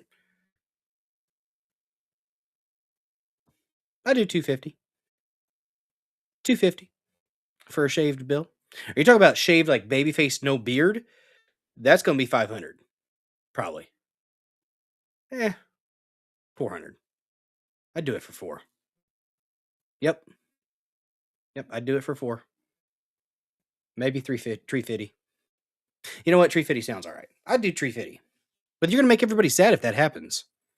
Okay? You would make everybody sad because nobody wants to see babyface Bill. Okay? People are like, oh, you're 35. Yeah, the beard does a lot. Okay? It was nice to be there. Oh, well, that was cool.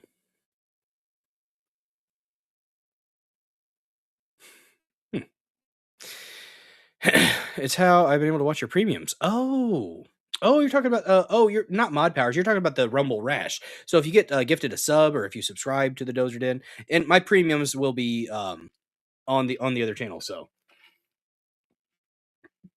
don't worry about that. Damn, Sergeant. No, that's right. You have followed me before I went live. You were watching my standalone videos. I did about 50. Guys, before I started live streaming, I did about 50 or 55 standalone videos that kind of just increasingly got longer and longer. Started off with like a couple, 5 minutes here, 10 minutes there. Eventually like a 48-minute stream when I was ranting about probably impeachment. I don't know. Kaz says Beal's beard stays. I refuse him shaved. And I know his wife does as well. She is so shocked when I do shave. Mod is a little no. That's a sub. No, the rook means you're a sub. Mods have the shield, the purple shield, Selva Sojourn. Yeah. But no, it's the little rook is when you're subscribed or when you're gifted a sub. So excuse me. But yes, Greenland, guys. Very strategic, very important. And I did not know. I don't know if you guys knew. Oh, you're talking about a goatee? Yeah, you know what? For $350, I would do a goatee. Like just to this. Take the mustache off. Keep the chin. But yeah, Venmo or Cash App. Let's see. Look at that. We got that. If it was through either one of those, I'd do it. We'd adjust it. We'd do an IRL because I'd shave my beard on stream. I'd do it. Not gonna lie. You guys know I've shaved my head on stream. Had Lady Dozer do it. $3.50. And Loch Ness Monster, he asked me for $3.50. The soul patch. Oh no. Oh no. Only Dozer. That's cool though. That's awesome to see people that have been watching the watching since before I started doing live. That's cool stuff. Very cool. I enjoy it, guys. I enjoy it. It makes you itchless. All right, let's get into this piece here. We've got a Fox News piece. There will be a little video here, and there will be an article attached to that. Let's listen to Mark Rutte. He's the NATO chief. That's what he is. That's what I thought. I thought it was NATO. Let's take a listen to what he has to say. Every NATO ally has an obligation to be able to defend their own territory. And the fact is, no nation or group of nations is in any position to be able to secure Greenland other than the United States. We're a great power, much greater than people even understand. Well, Greenland, a big topic in Davos. Joining us now from Davos, Switzerland, is NATO Secretary General Mark Rutte. Mr. Secretary General, thanks. Welcome back to Special Report.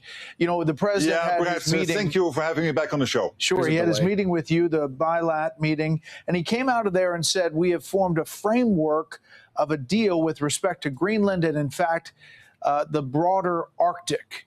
What does that framework look like, sir? Yes, but we basically discussed how can we implement the president's vision on protecting, yes, Greenland, but of course it is not only Greenland, it is the whole Arctic. And as you know, there are 8 countries in the Arctic, Russia, which obviously is not in NATO, and 7 other countries, including the United States and Canada, but also 5 countries in Europe who are in that Arctic region. How can we collectively make sure that we defend that Arctic region, therefore implementing his vision of that necessity? And he's totally right there, because we know that the region is opening up more and more. The sea lanes are opening up more and more for the Russians and the Chinese and other adversaries to be active there, which is potentially a threat. You know, getting from point A to point B, though, seems like it may be a challenge. I did get a statement just before this interview from the Danish foreign minister. He said this: the day is ending on a better note than it began. We welcome that President Trump has ruled out taking Greenland by force and paused the trade war with Europe. Now let's sit down and find out how we can address the American security concerns in the Arctic while respecting the red lines of the Kingdom of Denmark. I think it's the red lines that are the issue there. Here are some other European leaders weighing in. I think it's sad and totally absurd that we have an American president who's blackmailing the rest of us, trying to get a piece of land. So many red lines are being crossed. Leveraging. You have the choice between your self-respect. Being a happy vassal is one thing. Being a miserable slave is something else.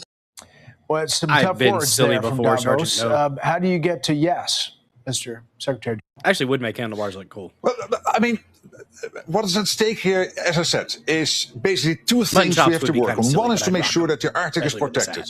This is our 7 allies. Yeah, think of this hat with mutton chops. This hat, mutton chops. Oh my gosh. Oh my gosh.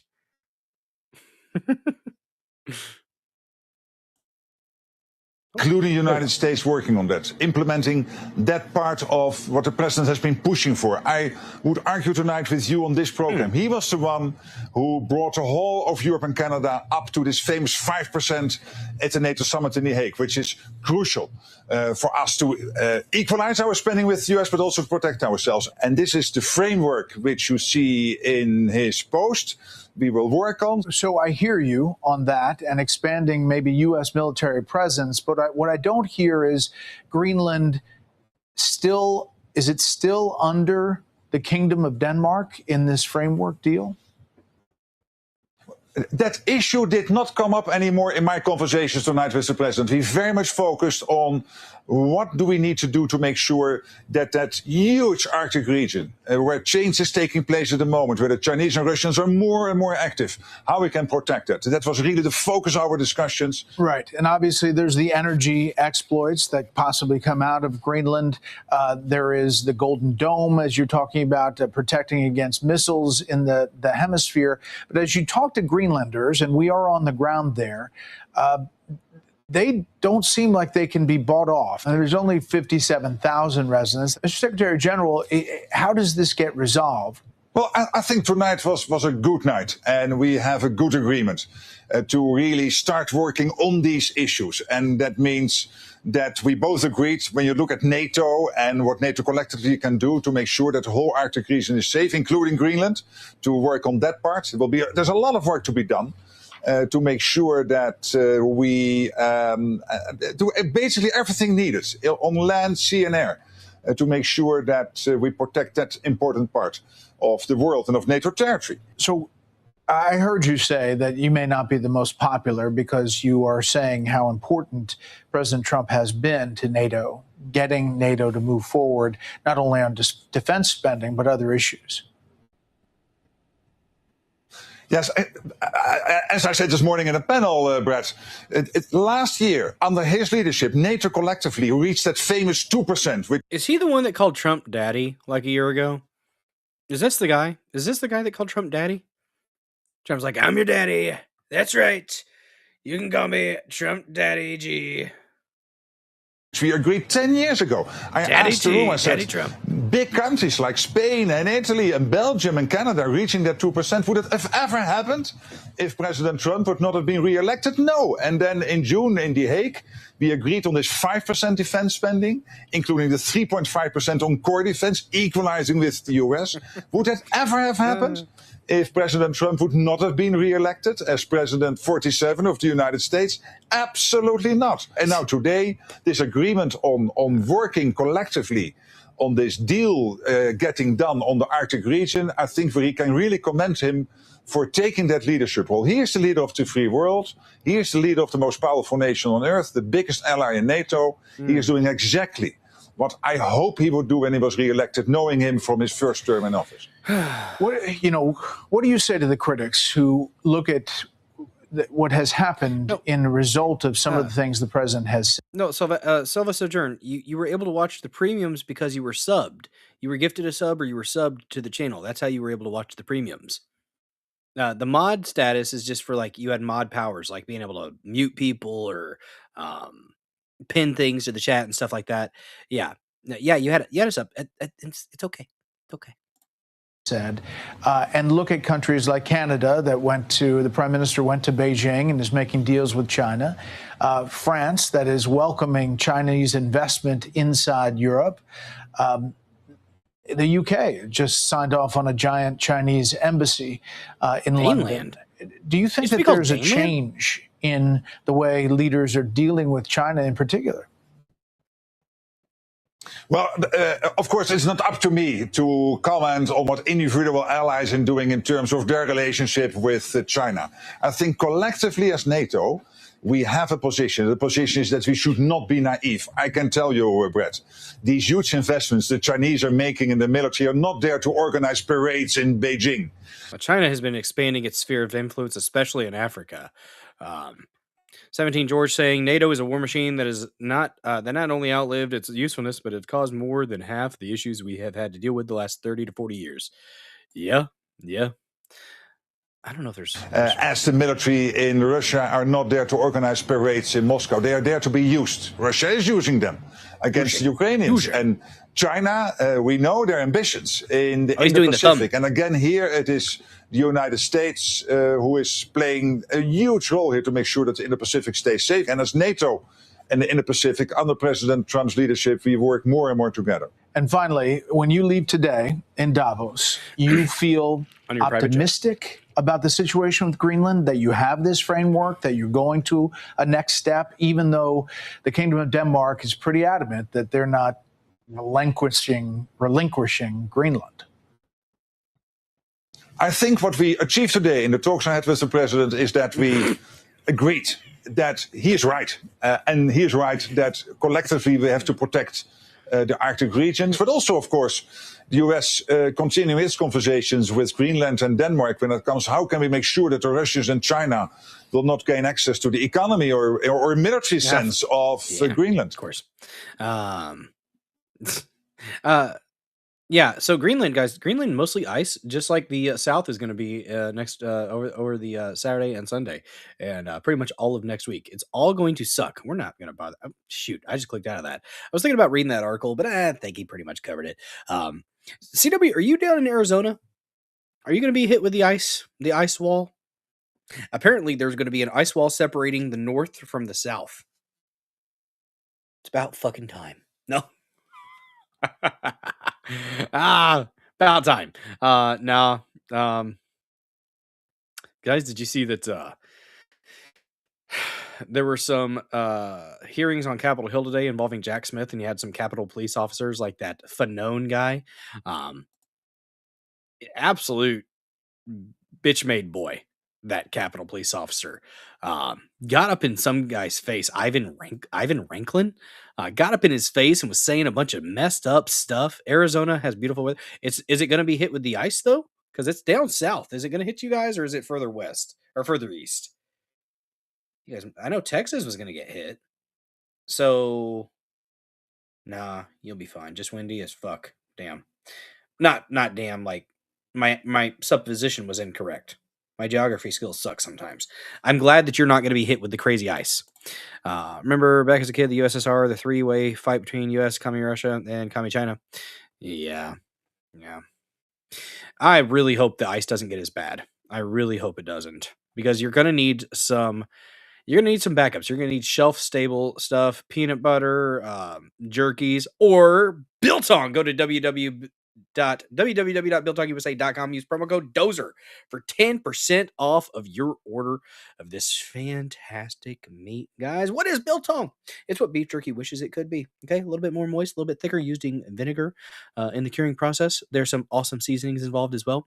Many different varieties of the Biltong that you can choose from. My favorite is the Wagyu Peri Peri, but the Wagyu in general, original is good as well. Angus is good as well. It's honestly anything you get from Biltong is going to taste delicious. In my opinion, from what I've tasted so far, it's all delightful. You can get teas, which I had a cup of the honey lemon rooibos tea yesterday. A little bit of milk, a little bit of honey added to it to increase the sweetness. It was delicious, guys, and it did help my throat. I didn't have any today. Probably should have. As you can tell, my voice is getting a little bit deeper as we go. That's just what my voice does when I have that post-nasal drip. But check out www.biltongusa.com. Use promo code DOZER for 10% off your order. Anything that you're not going to regret a dime. You're not going to regret a penny. Well, we don't have pennies anymore. A nickel that you spend at this website. There's meat, there's tea, there's imported goods, snacks, sodas, all kinds of cool stuff. Check it out. Anton, he's a South African immigrant that came to this country with a very, very simple dream of spreading his meat across the land. And you can be one of the killdozers that helps him achieve that goal. Let him know Dozer sent you by using promo code DOZER. Good stuff. Good stuff. And those 8-ounce bags do make excellent gifts. I gifted them to some electric company guys that came out in 12-degree weather to fix a transformer that blew, because I appreciate them. And they did a good job. That they did. Guys, you should also check out the dozerden.locals.com. $5 a month, and you get the benefits of the live chat over there, posting things in that community, and all the benefits of a Rumble subscription. Okay? Name lit up in that beautiful shade of red. You get all the emotes. You get to watch the premium content that I churn out here on Rumble, and you don't have to worry about ads on this channel. But if you want to click premium when you subscribe to premium on Rumble, do it when you're watching my content. Click that Get Premium button, and that helps me out as I am in the creator program. That's what they've told me anyways. Till they decide to remove me for being too based. I don't think it's going to happen. Some areas of Arizona are high elevation that reaches 0 degrees, though. Oh, that's awful. It's going to be in the negatives. Let me look real quick. Let me look at my weather forecast, guys. Ugh. Well, this one's saying it's going to be 1 degree on Monday. So that's still awful. Nobody wants this. Friday next week, -1. There's no way I'm going to get to go to Oklahoma. We were going to leave on Tuesday, high of 31, low of 9 degrees. There's no way. If there's 6 inches to 12 inches of snow, there's no way we're going to be able to get down there. That sucks. That's all right, though. We'll just reschedule. I need to recall some leave time. Or just take the time off and get stuff done around the house. That's an idea. Oh, wait. You know what? We're probably not going to be able to work because of the snow and the ice. Again, take it seriously, guys. Don't act like it's going to be no big deal. Talking the other ice that seems to blowing folks' mind and probably will miss. Wish ice would get bad here. Way too many folks that can't speak English. Yeah. They're gonna start. I'm an anti-ice protester now. Okay, like the stuff that falls from the sky. I don't like that ice. Let's keep that ice away. I'll protest that. Is that a good idea? Should we do that? Think it'll work? Probably not. You guys want to see the most immature gay cough fuck yourself that you've ever seen? Michael Vanone, bitch made boy. I would like not a bitch made boy. to quickly address the police officers of January 6th. Mr. Dunn, Mr. Fanone, Mr. Gonell, Mr. Hodges. I'm a member of the new select committee to actually examine what happened that day. And I can tell you, gentlemen, that the fault does not lie with Donald Trump. It lies with Yogananda Pittman and the U.S. Capitol leadership team. We know they had the intelligence, and there was going to be a high propensity. How retarded does he have to be to even act like that was clever or coy? And there was going to intelligence, and there was going to be a high propensity for violence that day. Claim my time, yeah. Will be in order. The time belongs to the gentleman from Texas. We've had some disruptions already. We don't need that. Let the gentleman may continue. We know the Capitol leadership team, specifically Yogananda Pittman, had the intelligence, and there was going to be a high propensity for violence that day. I would like to quickly address. Well, the violence didn't start until they started firing stuff into the crowd, so let's go ahead and get that out there, Troy Nels. You want to talk about that a little bit for us, bud? From what they got him on perjury. That's what else they added to the charges for now. They should. They gonna do anything? No. Yeah, wow, he has tattoos. He's tough. He's not. He got an Ivan Raiklин's face, and that was garbage. Here was him being disrespectful to a journalist. This was on Lindell TV. She called him out for what he was doing on the 6th, turning off his body cam. Yeah. Completely legit. Officer Fanone, how are you today? I'm great. What happened in there? What are you talking about? That confrontation. Jack Smith testified about how he had proof beyond a reasonable doubt that Donald Trump incited, orchestrated, and funded the insurrection at the Capitol on January 6, 2021. Not even close. Seemed like there was a fight in there. No, there was no fight. Is it true, Officer Fanone, that you turned off your own body camera on January 6th? No. I saw your body cam. You turned it off yourself. You were playing dead. I saw your body cam footage. You're a fucking what am I? Right-wing conspiracy theorist. I saw you turn off your body cam footage, sir. But thank you for disrespecting me. Psychopath. A little bit. Officer. She said, "What am I?" She said, "What am I?" I like her energy. I do. Oh, he hangs out with the Antifa bitches? Probably. Dan mean Flatland. Oh, Dane and Flatland, marking, bordering, woodland. Interesting.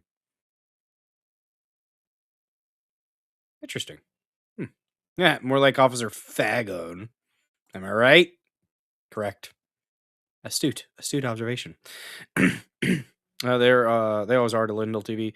Yeah, he's a traitor. I agree. He was involved in it. He was part of the group that, in my opinion, probably stirred things up. So, did you guys see that there was a trailer for Masters of the Universe? Did you guys see this? Let's take a look at this really quick. I only watched He-Man a little bit when I was like in my, like 6, 7 years old. I was, born in 1990. So, this still looks pretty cool though. Cause I remember watching it. I remember watching He-Man and She-Ra was involved, and, he was riding, didn't he ride a tiger? Was it a tiger there was a dinosaur that shot a pebble. I remember the dinosaur that shot a pebble out of its like horn or whatever, proboscis. Why did the dinosaur have a proboscis? I don't know, guys. Let's take a look at this trailer. Masters of the Universe.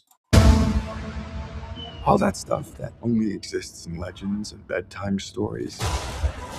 Talking tigers, spaceships, and magic swords that can make a man as mighty as a god. Where I come from, that stuff is real.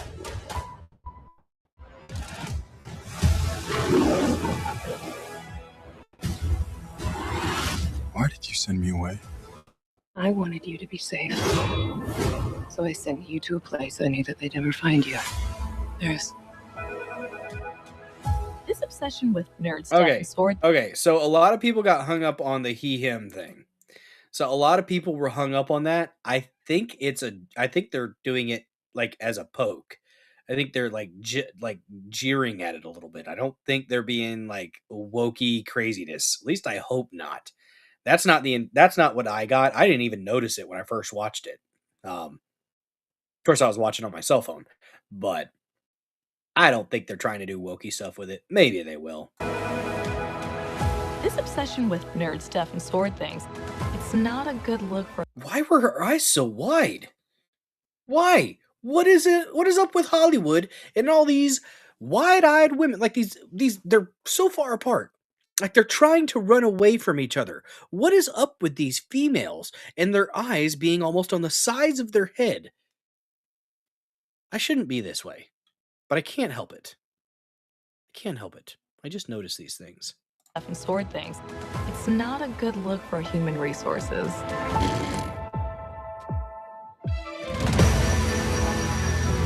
I know it sounds crazy, but that sword is gonna show me the way home.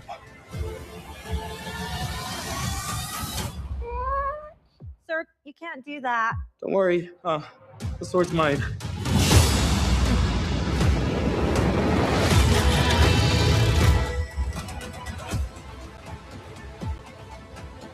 Hang on, it's about to get weird.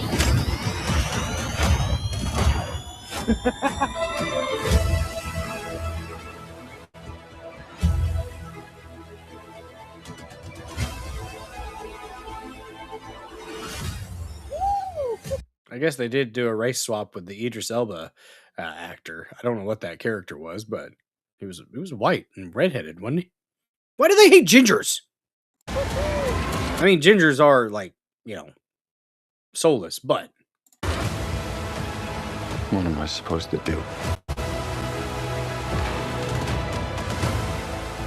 Take the sword. You protect them.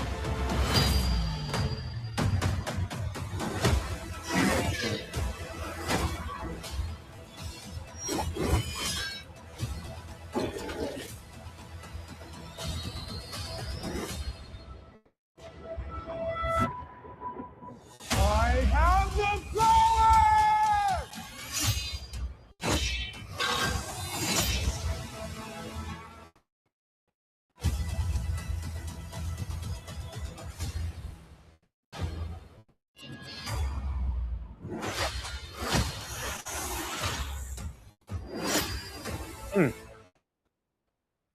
you know what? I'm willing to give it a shot. I'll probably watch it and enjoy it and be a nerd about it.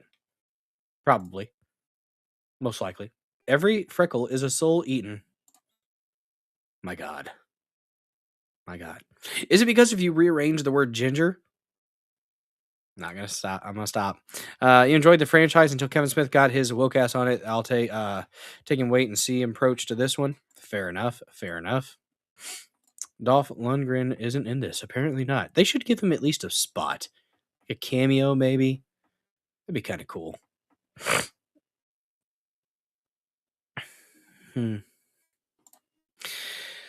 Dolph Lundgren needs to be in there. Skeletor's probably gay as fuck. Probably. No, we'll see. I'm gonna give it a shot. I'll probably try to watch it. Guys, next topic. It's gonna be kind of a short one, or at least maybe. I don't know. We've got an article attached. Well, I found the article because they actually do they post the title of the article, which you can find ways to read it online. The internet's amazing, guys. Graphene. Ian Crossland from Timcast probably having a need for tissues after this article. Really, really interesting study. We're going to read through a little bit of it after we read through this. In a stunning breakthrough, electrons in graphene have exhibited behavior long considered impossible by physicists. At the material's Dirac point, a critical electronic state where graphene is neither fully a metal nor an insulator, the electrons cease behaving like individual particles and instead flow collectively as a nearly perfect quantum liquid. Quantum liquid. But why? General Samuel Fields, you can't stand Ian. He's a bit of a heel. He's the heel character on the show. Dolph Lundgren hated that role. Huh, interesting. This strange fluid is extraordinarily smooth, with a viscosity so low it rivals the ultra-hot plasma that existed in the early universe, or is recreated in modern particle accelerators, far smoother than any known behavior in ordinary solid matter. So the Dirac point where it's not fully metal or an insulator. Interesting. The most shocking discovery: heat and electric charge decoupled completely, resulting in the largest violation ever observed of the Weidmann-Franz law. This fundamental rule, which has held for over a century in all conventional metals, states that heat and electrical conductivity should move in lockstep, so they're not supposed to separate. But graphene said, no, we're going to split you up. In graphene's quantum fluid, however, the ratio deviated by more than 200 times from the expected value. Interesting. See you later, TV Green. Have yourself a good night. Thanks for hanging out here in the Dozer Den and hopefully smashing the like button, reposting the stream, and having a good time. Appreciate you, bud. So this makes graphene far more valuable, or far more than just a wonder material. It serves as a remarkable laboratory for exploring extreme quantum phenomena, once thought observable only in black holes, quark-gluon plasmas, or the conditions inside massive particle colliders. Sartorius, Peltier solid-state junction. That's some fancy words.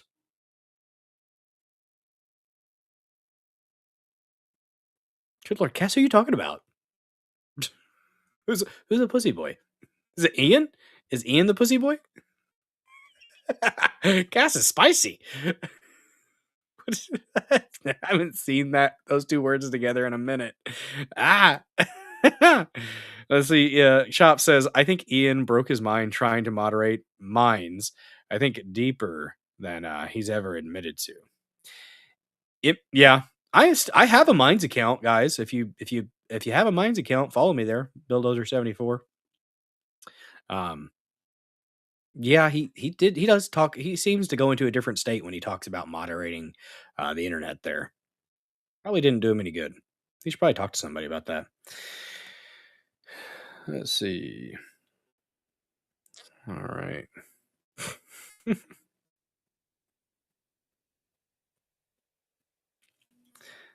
All right. Beyond its fundamental importance, this ultra-clean, highly responsive quantum behavior could lead to revolutionary applications, including next-generation ultra-sensitive sensitive sensors capable of detecting minute electrical or magnetic fields with unprecedented precision. Apparently, that's kind of what it looks like. I don't even pretend to understand all of it, but it sounds really freaking cool, and it sounds like it's Wonder Material might be overselling it. I don't know. But that's fascinating that there's something that that okay. So here's the thing too. Like we talked about this the other day. I can't remember what stream it was, but we talked about how like even the scientific laws, if there is evidence that is presented that counters that, then you have to take it into account. As scientists, that's part of science, is being able to accept new evidence that would challenge your presuppositions, your hypotheses. And yes, it goes hypothesis, and then it goes theory after enough repeated studies have been done, and then eventually, if it continues and it's broad and widespread over years and years, it becomes law. So hypothesis, theory, law. I'm fairly sure that's the hierarchy of that. But even a law, if presented with evidence that counters the dogma, you have to be able to take it into consideration. You have to. But no, the dogma, it becomes religion. Scientists act like a lot of atheist scientists act like they don't have religion, act like they're, no, they absolutely do. They absolutely do. It's just science is their religion. Queen's Hunter. Let's see. Sounds like grant seeking? Possibly. That's how money flows. I do actually have the article, and the article is linked in the description, by the way. If you want to read through this article and be a nerd and get a little bit deeper into it, like I will probably do at some point, you can go right ahead. So we're going to read through it a little bit here. I got a PDF file. And I actually have the study, so we're going to read through a little bit of it, not all of it, because I don't want to bore you guys to death. And then we're going to get into the article, the discussion between Graham Hancock and Randall Carlson about the new evidence that might lead you to believe that Atlantis is in a place in the Atlantic. Thanks for the red pills and the reposts over there. Appreciate you guys on pill.net. And to my subscribers that continuously support this channel, thank you very much for your support. Appreciate you. To those that are able to donate on a monetary, on a monthly basis or on a regular basis to this channel, thank you very much for your support. Definitely means the world to me and the Dozer Den household. Thank you guys. Especially with these electric bills about to be going up. So the name of the article is Universality and Quantum Critical Flow of Charge and Heat in Ultra Clean Graphene. Whole bunch of authors there. Looking like some Indians. Where's my juice box? There's no juice box here. Sorry. It'll we'll stream from the account on Saturday. I like the theory that Atlantis is hidden in the Amazon jungle. I've not heard that one. Interesting. So close to the Dirac point, graphene is expected to exist in a quantum critical Dirac fluid state, where the flow of both charge and heat can be described with a DC electrical conductivity, which is OQ, subscript Q, and thermodynamic variables such as entropy, which is chaos, and enthalpy densities. I don't know what enthalpy means. You guys know what enthalpy means? I want to look it up. I don't have a 5,000 gallon propane tank yet. No, I don't. I want to know what enthalpy means. I saw that word earlier, and I didn't know what it meant. Enthalpy, a thermodynamic quantity equivalent to the total heat content of a system. It's equal to the internal energy of the system plus product of pressure and volume. Total heat content of a system. So the heat in the system. Easy way to say that. Never trust cheat science. No! Never do it. Little Brodozer has a propane tank outside the house. He gets the LP. Although the fluid-like viscous flow of charge is frequently reported in the state-of-the-art graphene devices, the value of electrical conductivity, I guess is what that's denoted as, predicted to be quantized and determined only by the universality class of the critical point, has not been established experimentally so far. Here we have discerned the quantum critical universality in graphene transport by combining the electrical and thermal conductivities in very high quality devices close to the Dirac point. We find that I don't know what that O and the KE are supposed to mean. Oh, the electrical and the thermal. Here we go. So electrical and thermal are inversely related. So that's the separation. That's what it's talking about there. As expected from relativistic hydrodynamics, and the conductivity converges to blah, blah, blah for multiple devices where Planck's constant. We also observe a giant violation of the Weidmann-Franz law, where the effective Lorentz number exceeds the semi-classical value by more than 200 times close to the Dirac point at low temperatures. We kind of talked about that earlier. I want to look this up here. The Weidmann-Franz law. Let me copy you. Straighten up and fly right. So I am kind of curious about the Weidmann-Franz law and how this is dramatic and, breaking all the norms. Should we let AI do it? So Weidmann-Franz Gesetz. Why are you in German? Fuck you. Damn you, Brave. How dare you? Let's see. Oh, it's heat transfer by conduction. Transfer of energy within material without any motion of the material as a whole. Okay. Oh, wow. Okay, so yeah, this is important. It's the ratio of electronic contribution of the thermal conductivity to the electrical conductivity of a metal. Fascinating. Should we do Wikipedia? The empirical law is named after Gustav Weidmann and Rudolf Franz. Reported that is approximately the same value for different metals and at the same temperature. Okay. Huh. Interesting. Let's see here.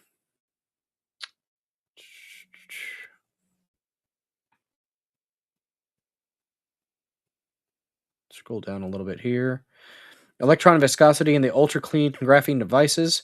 All devices are single layers of graphene encapsulated with hexagonal boron nitride, HBN, which were etched into small rectangles of length. So, how do they do that? Do they, get microscopic and use, little teeny tiny tools, and then they organize them? Hexagonal boron nitride. Or do they just get the boron nitride? Is that a hexagonal organization of that compound? I don't know. They were etched into small rectangles of length and width. And that's UM is micromoles, I think, right? Is the U is the little funny U? I don't know. Rest well, lore blades. Enjoy your warm bed. It's going to get cold, guys. It's going to get very cold. Let's see. Trying to kind of get through some of the numbers and data kind of stuff. It gets a little bit. So to examine the current and energy relaxation pathways, they use Johnson noise thermometry to determine the effective Lorentz number, and thereby the electronic thermal conductivity at varying N and T. The experimental strategy schematically shown involves the Joule heating the graphene layer with an external electric field and evaluating the resulting increase in the electron temperature from the Johnson-Nyquist noise magnitude, the weak coupling of electrons and phonons. What the fuck is a phonon in graphene? I've heard of photons. What's a phonon? Guys, we're looking things up. We're looking things up because I don't know and I want to know. I want to know. Can you show me? Internet? That's from Tarzan. A phonon is a quantum discrete packet of vibrational energy representing the collective oscillation of atoms in a crystal lattice, essentially acting as a particle of sound or heat in solids. Similar to how a photon is a particle of light. So it's in solids. Huh, interesting. I learned a thing today. Information, entertainment, infotainment. Phonon equals DEI photon. Your phone is on. Waka waka. Nice. Where are we at? Dash lines are fits like the photons are throwing a fit. That's weird. Obtained from spatially average solution. Okay, they are way too wordy with this. I get it. They've got to have all their math stuff lined out, but my God, most of this is noise. Like it's important. Like I remember writing out, literal page long equations in college. But if you don't know what you're looking at, it's honestly it's like a foreign language for most people. Like I can pick up on a decent part of it if I'm ignoring the numbers and the equations and stuff like that. I can get an idea as long as I have to, look up some letters and, look up some definitions and stuff. But stop speaking in wizardry, googly goo. 17, George. I've seen those formulas in my old electrical engineering books. Yeah, they're talking about electrical fields and stuff like that, applying electrical fields to the substance and stuff so they can measure the heat and electrical conductivity, which apparently are supposed to go hand in hand. But apparently graphene says, no, we're going to split it up. Guys, it's a home wrecker. Graphene is splitting up electrical conductivity and heat. It is a home wrecker. Good job, graphene. You split up two things that aren't supposed to be split up. How dare you? How dare you? Here, it's an effective density scale that determines the intrinsic conductivity of the electron fluid. Semi-classical analysis considering small band gap opening at the Dirac point and various scattering mechanisms fail to explain the observed behavior. Interesting. There's some funny looking graphs for you. Look at that. I don't know what these mean. Ooh, electron puddles? There are puddles of electrons. Bill's hat is is like the monkeys Dr. Farnsworth made in Futurama. Yes, it is. Love, Mom. What you're talking about, the gorillas?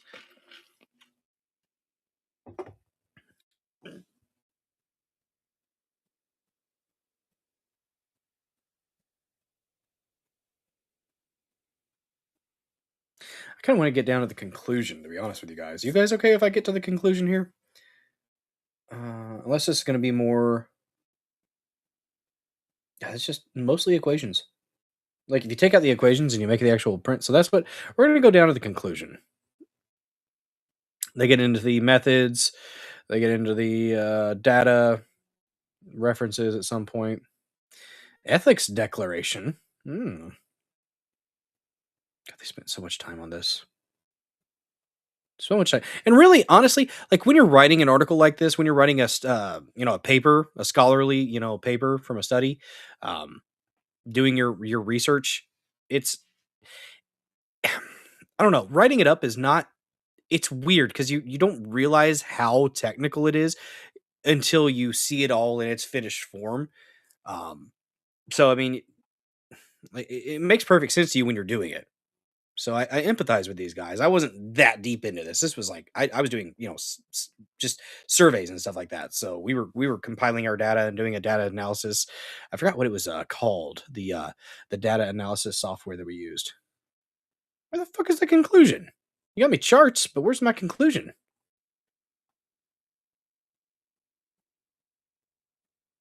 Well, this might not be the whole article. It's got the graphs attached. That's the ethics. That should be no competing interests, acknowledgement, code availability, data availability, methods. Where's your conclusion at? Solution of the heat. So the DC electric field applied across the contacts of the device leads to the formation of a thermal gradient across the device. The spatial distribution of the thermal gradient is ideally governed by the heat diffusion equation. However, under experimental conditions, it can be reduced to the Fourier's equation, which is given by blah, blah, blah, where Q is the rate of the flow and the electron temperature at any point along the direction of the current flow.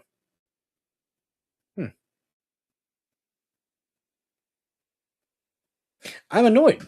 They don't have their conclusion included here. Unless the order... So there's discussion. You're supposed to they have this out of... I don't like this. I don't like this. In conclusion, they won't do anything... they won't do anything with it when they find out it can't be used as a weapon. God, I hope not, Silva Sojourn. I hope not.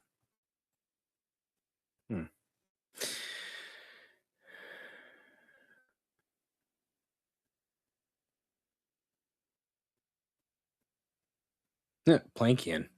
So with the temperature as the only energy scale left, we will now estimate the effective viscosity in the thermal regime, where we assume the current relaxation to occur by electron hole giggity, collisions at the Planckian rate. Gobbledygook. Notably, no such assumption was required in the evaluation of the quantum critical conductivity, the hydrodynamicity, hydrodynamicity. Good Lord, that's a hard word. Hydrodynamicity. There we go. I got it. 5 or 6 times and I got it. That's a fucking word. Hydrodynamicity. Of charge flow is then expected to result in a quadratic dependence, which we can indeed identify in our high-quality devices. High quality, not low quality. No. This allows us to estimate letters and numbers together in something I don't understand. I mean, they get their definitions. They tell you exactly what they stand for and stuff, but let's see. Increases in approaches. So finally, with that estimated from, so you obtain from thermal conductivity, we've computed the ratio normalized by its universal limit. Within the holographic description, the normalized, whatever the hell, is expected to approach unity for minimally dissipated flow of strongly interacting quantum liquids, limited only by the Heisenberg's uncertainty principle. Plotted out them. Yeah, this would be interesting to hear them present and kind of put into layman's terms, not going to lie. But I think we've had enough of that. The cat is viciously licking its back. That's what the cat thought of that. I understand. Not offended, kitty. Not offended.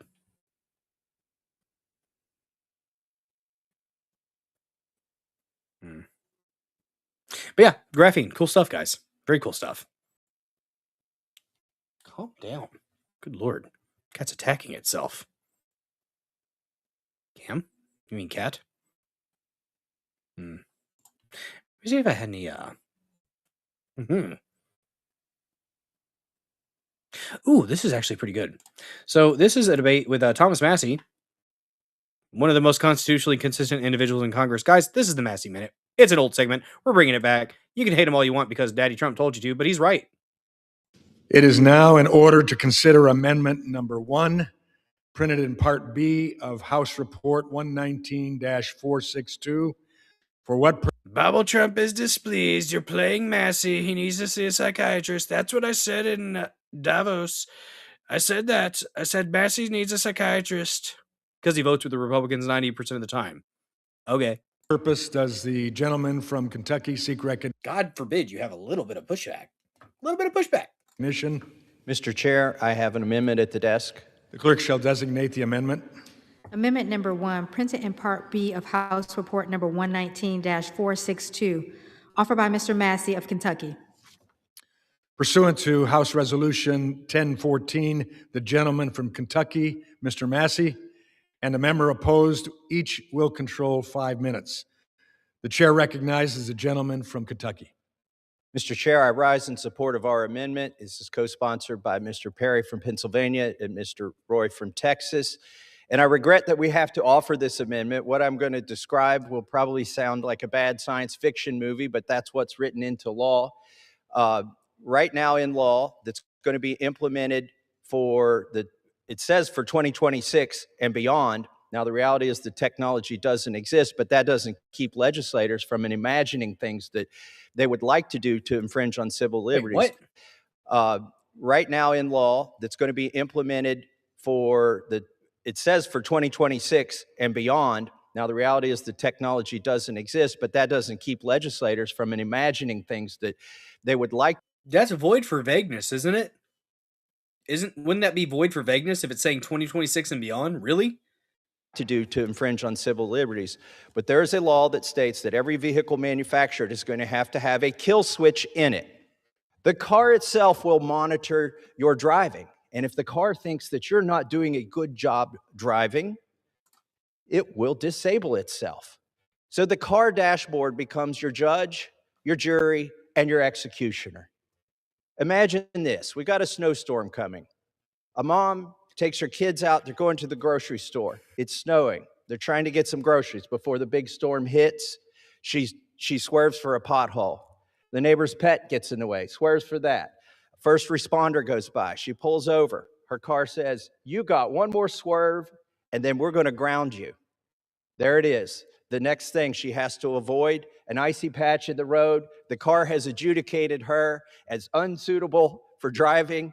It disables the vehicle, and there she's stranded. My question is, how do you appeal your sentence once your car, the technology in your car, has judged you to be incapable of driving? Once it's disabled you and your children at the side of the road, how do you appeal that? Do you press a button on the dashboard? Do you start talking to an AI? What if it really was somebody who was drunk? Are you really going to send a police car after this? Disabled vehicle? Do we have the resources to do that? There's going to be so many false positives. The technology is unworkable. That's why the DOT is still in the rulemaking process, asking for feedback on how this thing could even exist. And it's just a bad idea, but it's in law. And so our amendment would defund that. And with that, I'd like to reserve the balance of my time. The gentleman reserves. The gentleman from Kentucky is recognized. Mr. Chairman, drunk driving is a serious problem, but 31 states already have the technology to keep drunk drivers off of the road with ignition interlock devices that they can mandate. And no, but the Democrat wants more power and more control over your fucking vehicle. Chad Massey, guys. Chad Massey, trying to help us out. This technology that's in the law is not going to fix the drunk driving problem. With that, I'd like to yield 2 minutes to my friend from Pennsylvania, Mr. Perry. The gentleman from Pennsylvania is yielded 2 minutes. I thank the gentleman for Kentucky for his work on this. And of course, 57 Republicans voted to keep this in, by the way. 57 Republicans voted against getting rid of this unconstitutional, violative part of this legislation. Kill switches, guys. Kill switches in your vehicles, 2026 and beyond. The chairman of the full committee for the hard work on appropriations. Look, none of us want to be on the road with drunk drivers. And of course, it probably can be bypassed for sure, I would think, yeah. But what consequences are you going to face for bypassing it? They going to be able to insure your car? I don't know, guys. Late Night Ramblings has raided the stream. Hello from Late Night Ramblings. Guys, follow Late Night Ramblings. Thank you so much for the raid. I appreciate the heck out of that. Hello there. We reached hat goal on a Thursday night. Guys, if you have not yet, smash the follow button for the Dozer Den channel and BillDozer74, the user account. Go ahead and smash that follow button. If you haven't liked the stream yet, like the stream. Share the stream out with your loved ones, friends, family, ex-girlfriends, boyfriends, Caesars, and friends. I'm not judging. Just keep it consensual between adults and preferably behind closed doors. Guys, if you didn't know, if you're new to the Dozer Den, hi, I'm Bill Dozer. I stream Monday, Tuesday, Thursday, and Saturday at 9 p.m. Central. Monday, Tuesday, Thursday, we do about 3 to 4 news topics, palate cleansers sprinkled about. Saturday streams, it's a hangout stream, a chill stream, a decompress stream from all the bullshit of the week. We might have 1 or 2 topics, but for the most part, we take music video requests for the Dozer Den DJ Hour, where you can rock out with your cock out, jam out with your clam out. Those are the only 2 options. If you are intersex, I ask that you please pick a fucking lane. Okay? There's only 2. Just pick one. Huzzah. What's up, Cool Frog? Good to see you, bud. Coolest Frog on Rumble. Check Cool Frog out as well, guys. Appreciate your Late Night Ramblings. All right, let's get back into the Chad Massey getting after it. Try to put one in your old S10 and I'll shoot you. 17, George. Yeah. They say 2026 and beyond. That's very open. Very open. More open than Eliza Blue. Let's see. Nope, that's not what I was wanting. There you go. Back to this. Was a solution intended to... Do you guys want kill switches in your cars? If you get a new car, do you think you should have a kill switch because you get a little bit swervy? What if you had to miss things like Massey provided examples, real world examples where you might have to dodge things? Deal with them. And all of us want them to be dealt with. But I'm going to remind everybody, as my friend from Kentucky just said, there is already legislation in multiple states, dozens of states, that deal with drunk drivers through the ignition interlock system. Probably in your family somewhere, someone you know, you've dealt with this. I know in my family and the people I know, I've dealt with it. But here's what I don't want to see in America. Everybody being punished for the people that drink and drive, including the ones that don't drink and drive. I happen not to drink, but I'm going to be forced to have this thing in my car. And I'm going to tell you what's next. After what Thomas said, after what Representative Massey said, the car is going to be the judge, jury, and sentencer for your crime in the car. The next thing is going to be, well, we need to hook this thing up to the government so we can dispatch the police. Yep. I'm just going to tell you what's going to happen next. They're going to be shutting your car off when they decide, whatever they decide from wherever they decide it. Ladies and gentlemen, I don't know about what you think about due process and the Constitution and the Fourth Amendment and the right to not be imposed upon by illegal, unlawful search and seizure, but punishing everybody for this crime, whether they've committed it or not, if they're going to commit it or not, should be unconstitutional. This shouldn't really be a question. We all want to get to the problem, and we're happy to work with. And 57 Republicans voted against this amendment to take this out. 57 Republicans. Everybody on all sides to know deal who did with it. But you cannot convict, and punish everybody in the country for the sake of the ones that do things that they should. No, we're kindergartners. We're treating Americans like kindergartners, and one person decided to piss on the wall, and everybody's in trouble for it because little Tommy pissed on the wall. And with that, I yield the balance to the gentleman from Kentucky. The gentleman from Kentucky is recognized. Last time we offered this amendment, it had bipartisan support. I urge my colleagues to vote for this amendment. It would defund an unconstitutional and unworkable mandate that has already missed the deadlines. And with that, I yield back. The gentleman yields. And 57 Republicans voted against it. This sucks. It really does. Did you guys see this creature? So this guy, probably disabled. Let's watch his first video. So here's the first one. Said that if well, let's let him. He's from Akron, Ohio. Let's let him do the talking. To any ICE agent that thinks they're gonna come into my home and terrorize. The fuck is that? What the? Why the fuck are you brushing back your side wispy hair? The fuck is that? Some hills have eyes looking shit, y'all. Like, if he wasn't such a dumbass and such an ass, I would be nicer. But what is this? Me and my family, you will be met with lethal force. I can't tell where you're looking, sir. Please, focus. Focus. I will kill on sight. And I will shoot. Does he have illegal aliens in his family? If not, you don't have anything to worry about. Oh, he's just from Ohio. Oh. Okay, that makes sense, I guess. That's not nice. Is he a pedo? Oh, God. There are receipts on that? I know he got in trouble for taking a bat to somebody. His arrest video is hilarious. We'll find that in a second. Inbreeding. This is inbreeding. This is most likely inbreeding. I've seen people like this. To kill if need be. ICE agents are not allowed in my home. If you come into my home to terrorize my family. Nobody's coming into your home to threaten or terrorize your family, dude. Like, he's saying that if you, then this, if you do this, then this. So, like, he's not saying he's going to seek out ICE agents. So technically, this is probably protected by the First Amendment. This is probably freedom of expression. Unless he is, like, saying direct threats. He's presenting a hypothetical and how he might hypothetically respond to this scenario. So, legally, I think he's fine. But he's a dumbass. I will see you as a threat, and I will kill you. because you guys are terrorists. Bear in mind, I am very much armed and will do what I need to do to protect my family.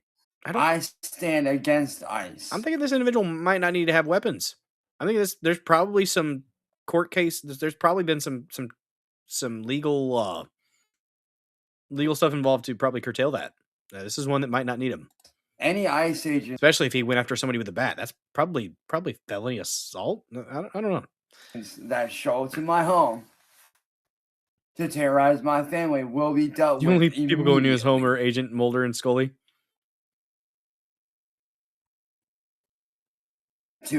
So that was his video that he posted to TikTok, and Libs of TikTok got him, and he wasn't happy about it. Here's his response. What up, y'all? This is Chance. This video is for Libs of TikTok, aka Shia, aka failed LA realtor, who felt like I can't pause it. Selling chopped up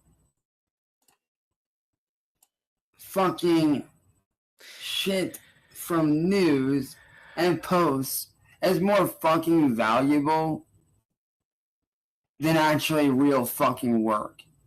So listen here, you dumb fucking bitch. Oh. You got this shit all motherfucking twisted. I'm about to untwist it for you. See, pause it. I'm Chance. I'm the motherfucker that was in that red fucking tank top in that fucking video. Yeah, that's me. I was that dude that was in that tank top that you fucking posted about over on Twitter. What I said was this: if ICE were to engage my family and attempt to kill us, I would not hesitate to do what I needed to do to defend my family, and that ICE agents are actually considered a fucking terrorist group.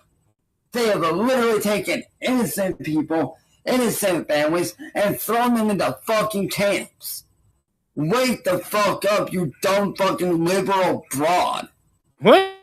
Granted, I'm not into politics, but just going by your fucking name, you sound like a fucking idiot. You called her liberal? Like, seriously, you're fucking stupid, bro. Oh, no. So, to Libs of TikTok, fuck you.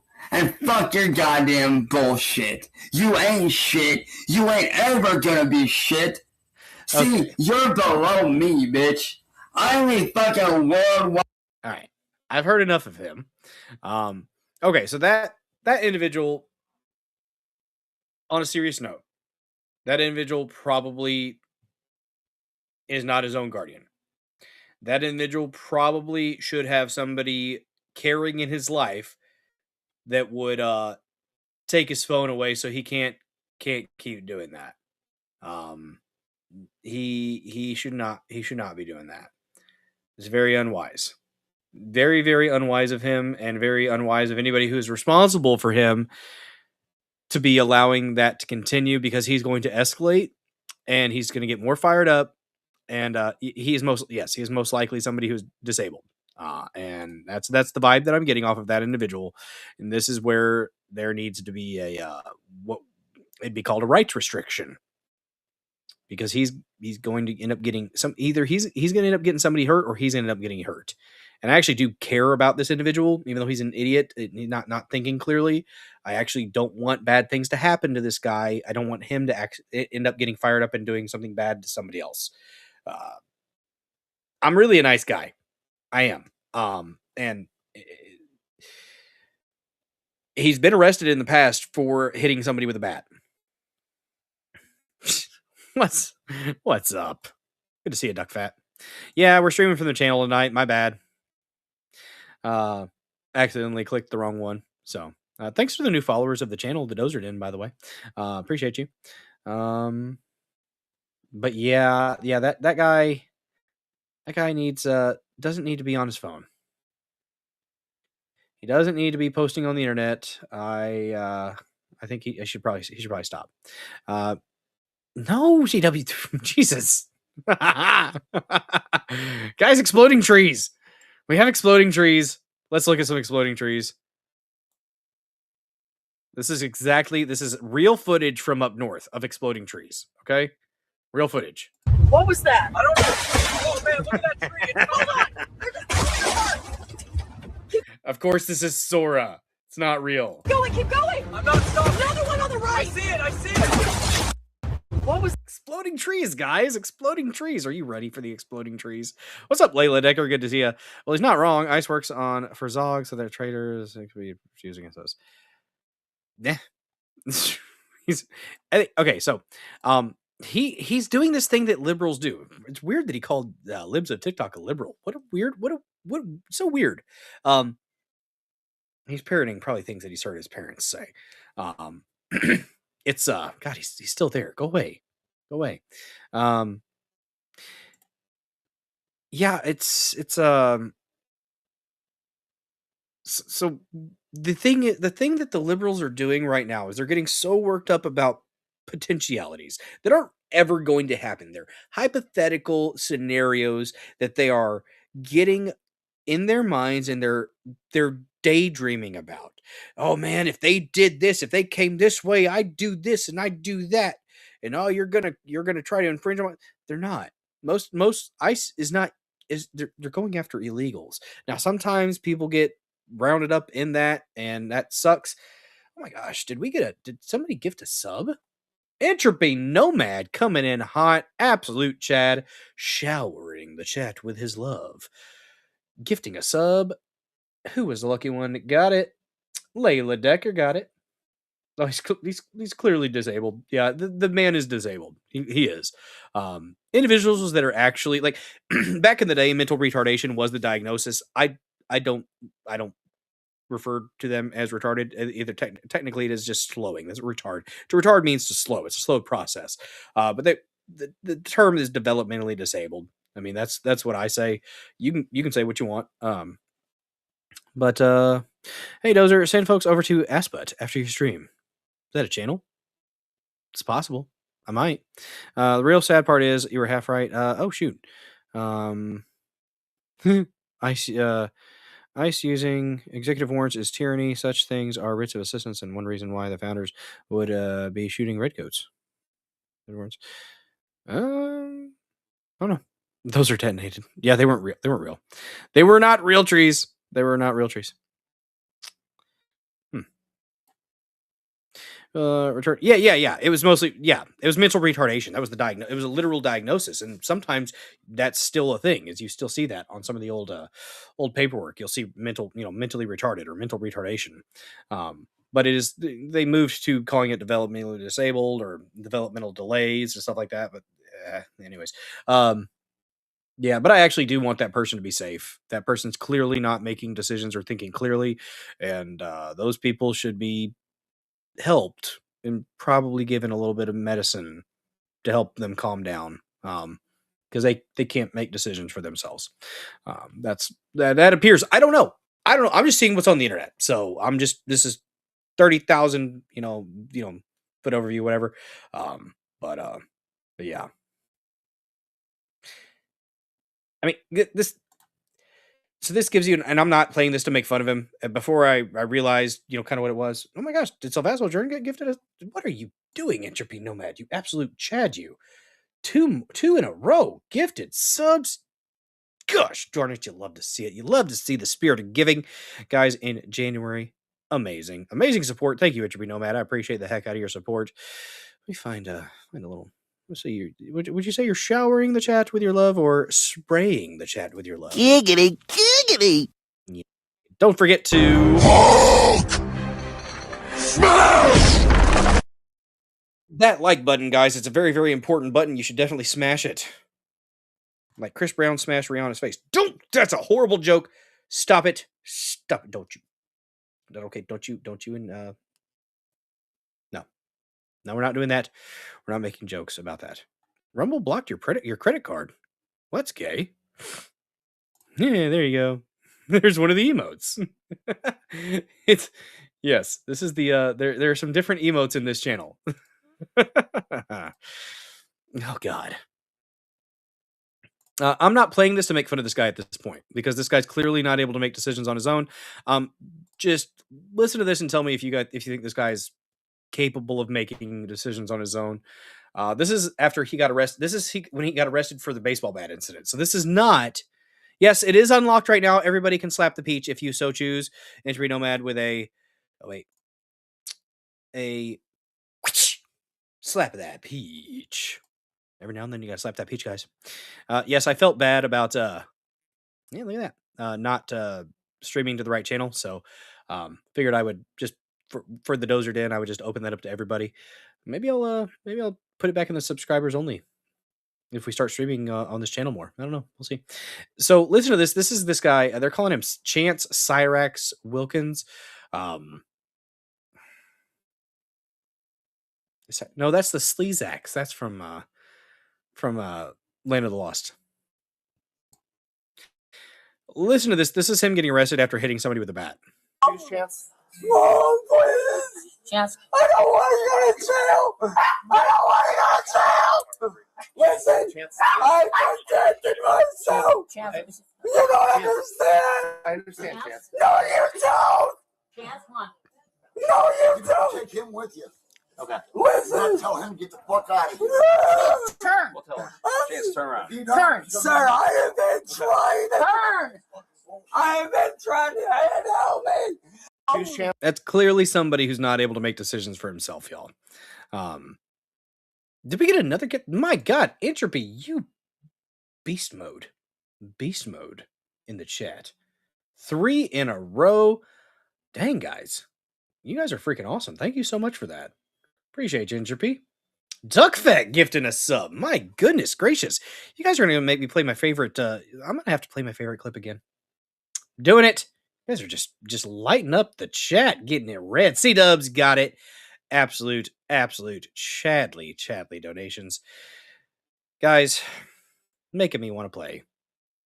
Making me want to play my favorite clip. It's a good one. Jews in space. C. Jews in space.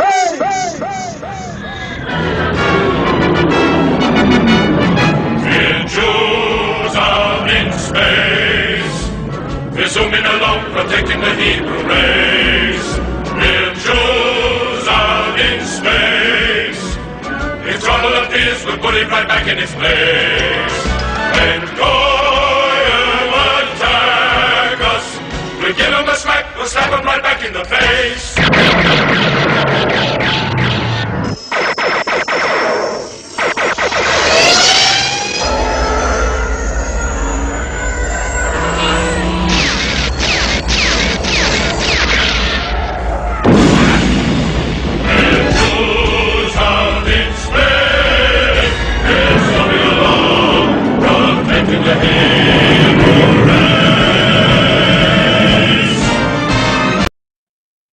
Huzzah!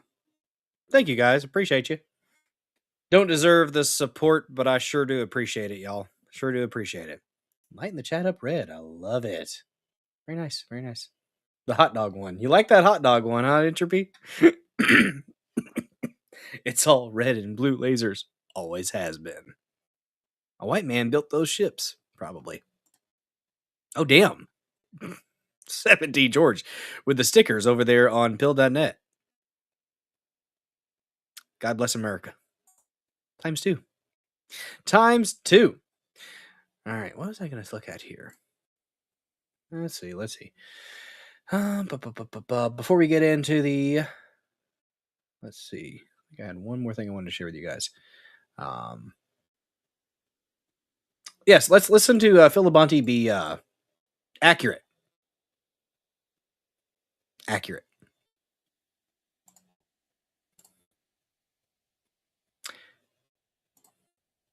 Lead singer for All That Remains. By the way, he discovered Electric Callboy. Globally, the United States is the last place to go. So it doesn't get more important than voting in this next coming election and in 2028. And this is something that I was saying in the pre-show. People like to say, oh, this is not the most important election. Everyone always says this is the most important election. Because we are human beings that exist in linear time, every election is the most important election ever because that's the only one you can vote in at that time. I understand what he's saying, but I understand the apathy that comes about. Damn, silver is up to 99.40. according to Sertorius, Chops, do you have a different number right now for silver? Sertorius is saying 99.4. $99.40. The elections that happened in the past, you can't change them. Yeah. The elections that are coming in the future, you can't touch them. So the only ones that matter are the ones that you can affect right now. So the next election in 26 is the most important election ever. And then after that, the 28 one is the most important ever. Why didn't they do this when Trump apparently had the election stolen from him? That's the thing. Why haven't Republicans already done something? At the end of the day, voter ID, proof of citizenship would fix everything. I love her accent. I don't know why I love her accent, but I love her accent. The current moment is the most important. No resting on your laurels. Yeah, you're right. Ooh, APMEX APMEX has silver at $99.86 at the time of reply. Checking Kitco. Sertorius, what are you checking to get that number from? If this was such a big issue Which and the has election was stolen, 85% why haven't they already implemented this? Republicans are, how do I say, pussies. Oh, it was Tim making the point. Yeah, I agree, Tim. Beanie Man is right. That Republicans are pussies. They are. They're just fucking pussies. You think she's Aussie or Kiwi? I don't know which one that is. Sounds like, I think it's the way she says "oh." I like the "o" sound. Yeah. Two. Well, Notorious is using Kitco. Here's how I view Republicans. Chops. Republicans tend to have this mindset of, I don't want to be the person who... So Kitco, according to Chops, is 99.01, but according to Sertorius, it's 99.4. I don't know who to believe. It's all over the place, guys. It's all over the place. Who gets a target on his back. If I actually do these things, someone's going to try and kill me or accuse me of impropriety. Tim was right, though. Like Brett Kavanaugh. Tim may be a tool at times, but he was right. Hey, does he have a bubble Trump now? Son of a bitch. Stole my gimmick. Kavanaugh was accused of being a party to gang rapes in his college years. Like just New Zealand? insane fabrication. Republicans are terrified. The truth is this. It's a simple question. If I were to tell you that, or let me just leave it like this. Do you believe that, the example I love using is Dave Rubin. Dave Rubin is going to lead a group of angry, violent extremists to a corporate headquarters throwing firebombs because they censored him or someone else. No.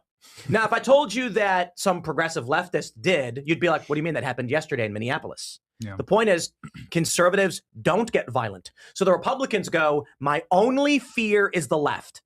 That means if I actually stand up and say I should fight for this country, no one on the right's going to get my back, and no one and the left will try to kill me. If I demur and just say, well, you know, we got to have decorum here, Republicans will only complain, and the Democrats will leave my family alone. Oh, that's a man.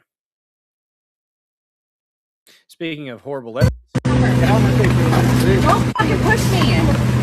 You're taking him before I can take a phone number from him? Yeah, bitch, get the fuck out of the way. Shut up and sit down. Go make a sandwich. You need to stop. Oh, does she have her Lulu? Are those Lululemons? Is that what she's wearing? What a dumb bitch. They have unwarranted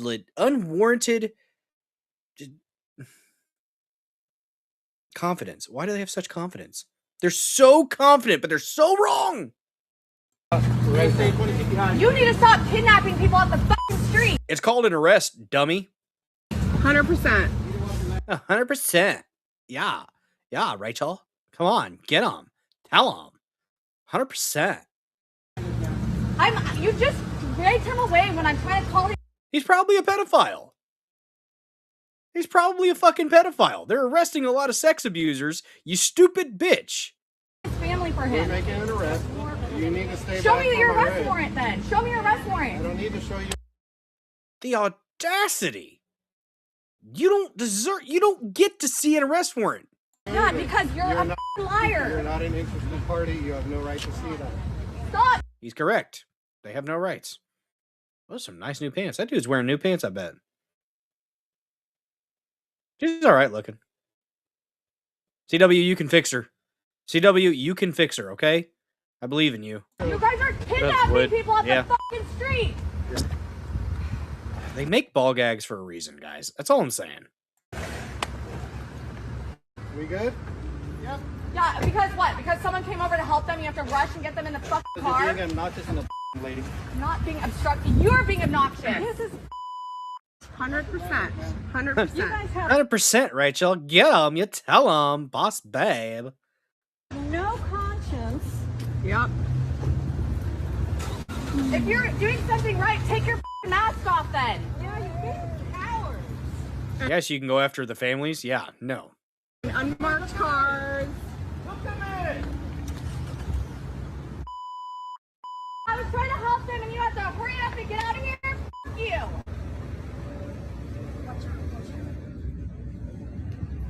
Are these more people in unmarked cars? Yeah. Yeah, just trying to like run. Just trying. Damn. Chop says APMEX, APMEX has silver at 99.93, almost 100. Should we be concerned? Ooh, the Karen background affirmations. Yeah. Run us over? Run us over? I mean, if I stood in the way of your vehicle when it was moving, would you run me over? Yes, bitch. Speed bumps are really annoying. Like, it just all these vehicles, just unmarked cars. What do you mean? I mean, yeah, they don't have markings as law enforcement. They have license plates. Yeah, show your face if you're not a fucking coward. You're doing something with that's lawful. Show your face. Get out of our fucking city. Yeah, get the hell out. How about you tell that to the illegals that are there? And yes, the government did import all these illegals. They did. Layla, you're raising a good point. There's a bit of an Hegelian dialectic here. But it I don't know. Apparently 10,000 have been deported from Minnesota alone. That's enough to maybe take a house seat, maybe. Go find a job that you can feel good about. Oh, I would say I feel amazing and I sleep so soundly. No kidding. This was at a Home Depot. If you're proud of your job, take your fucking mask off. No, bitch. Seriously. Seriously. I mean, come on, Becky, Rachel. Let's go get them. Let's block their way. Disgusting. You're disgusting.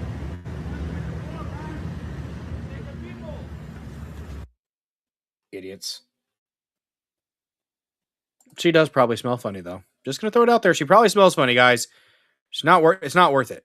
It's not worth it. It's not worth it. Okay. Twisty goes home to her. Maybe. You can fix CW. You can fix her. You got this. Okay, CW. We're engaging C-dubs. Get after her. Let's see. Do I have anything else I want to share with you guys before we get into the Atlantis talk? Ah, yes. Cool sciencey things. We talked about some cool sciencey things. Oh, wait. First, cat. First, we have a cat, then we have sciencey things. And then we have more sciencey things about Atlantis for a little bit. I do have a meeting at pretty early tomorrow, so I might not be able to stay as too terribly much longer. Maybe another 45 minutes or an hour. We'll see. A lady singing, interrupted by the pussy.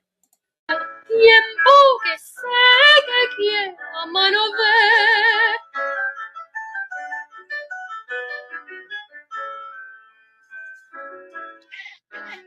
Yeah.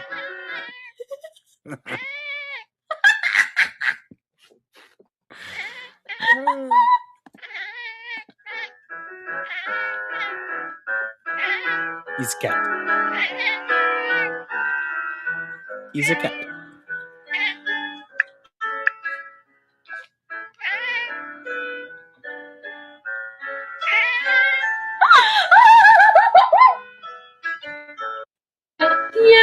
He was singing too, guys. He was singing too. You guys want to see a cool sciencey thing? When a shallow pool is vibrated just right, the surface blossoms into mesmerizing Faraday waves. I don't know if they're actually Faraday waves, but it looks cool.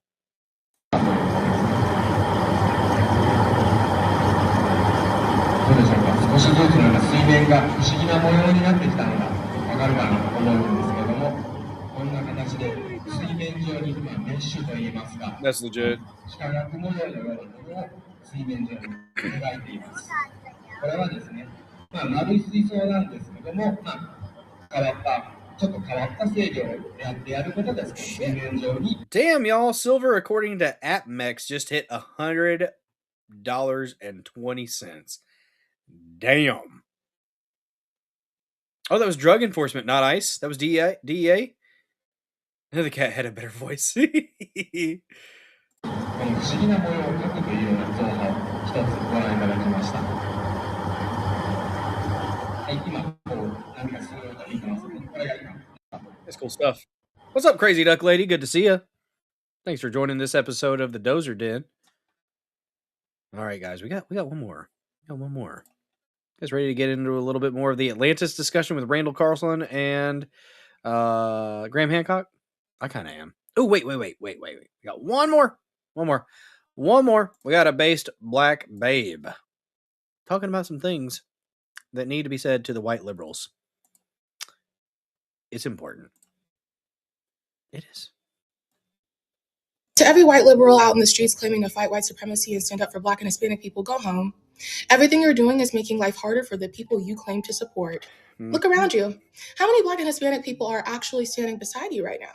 Because I promise you this, if Black people feel the need to fight for something, we know how to do that. We fought when dogs were unleashed on us. We fought when pressure washers were used to rip the skin off our bodies. We fought when we couldn't walk down the street without the threat of being lynched.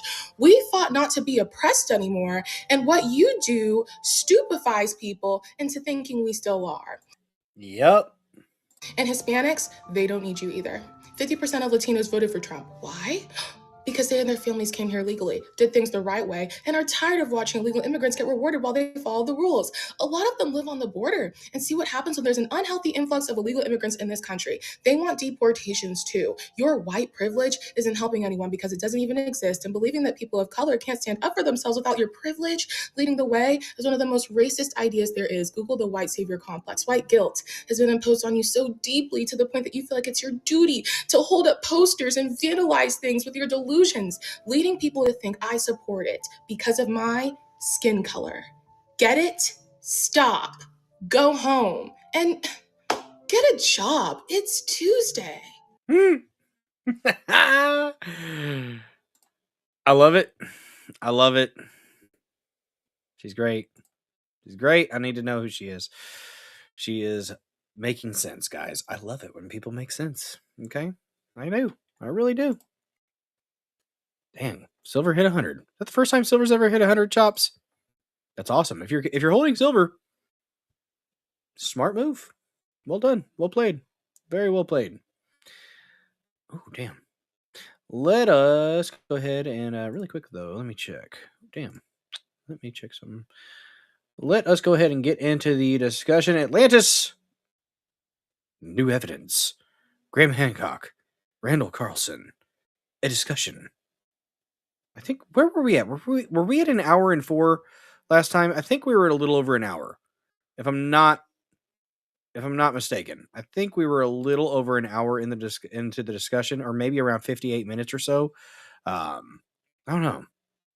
Communists leading the progressives, useful idiots. The right has the same in Zionism, leading us away from Christ and righteousness. Maybe. Karen says white privilege is the thing. She did. Karen did say that, Crazy Duck Lady. Karen did say that. Legal or illegal, I want the defunding of all foreign cultural imports. They're not improvement. Yeah, that's what Massey tried to get in the bill. He tried to get rid of the... well, actually, Massey voted no on this damn bill to fund DHS because it includes $6 billion in refugee welfare. $6 billion, or 5.7, 5.8, something like that. But Massey's the bad guy. Because he was the one Republican that voted no. Massey's the bad guy. I'm not in a cult. Now, if there's a plan to get it removed in the Senate, okay, I'll entertain that, and I'll be happy to hear that. But no.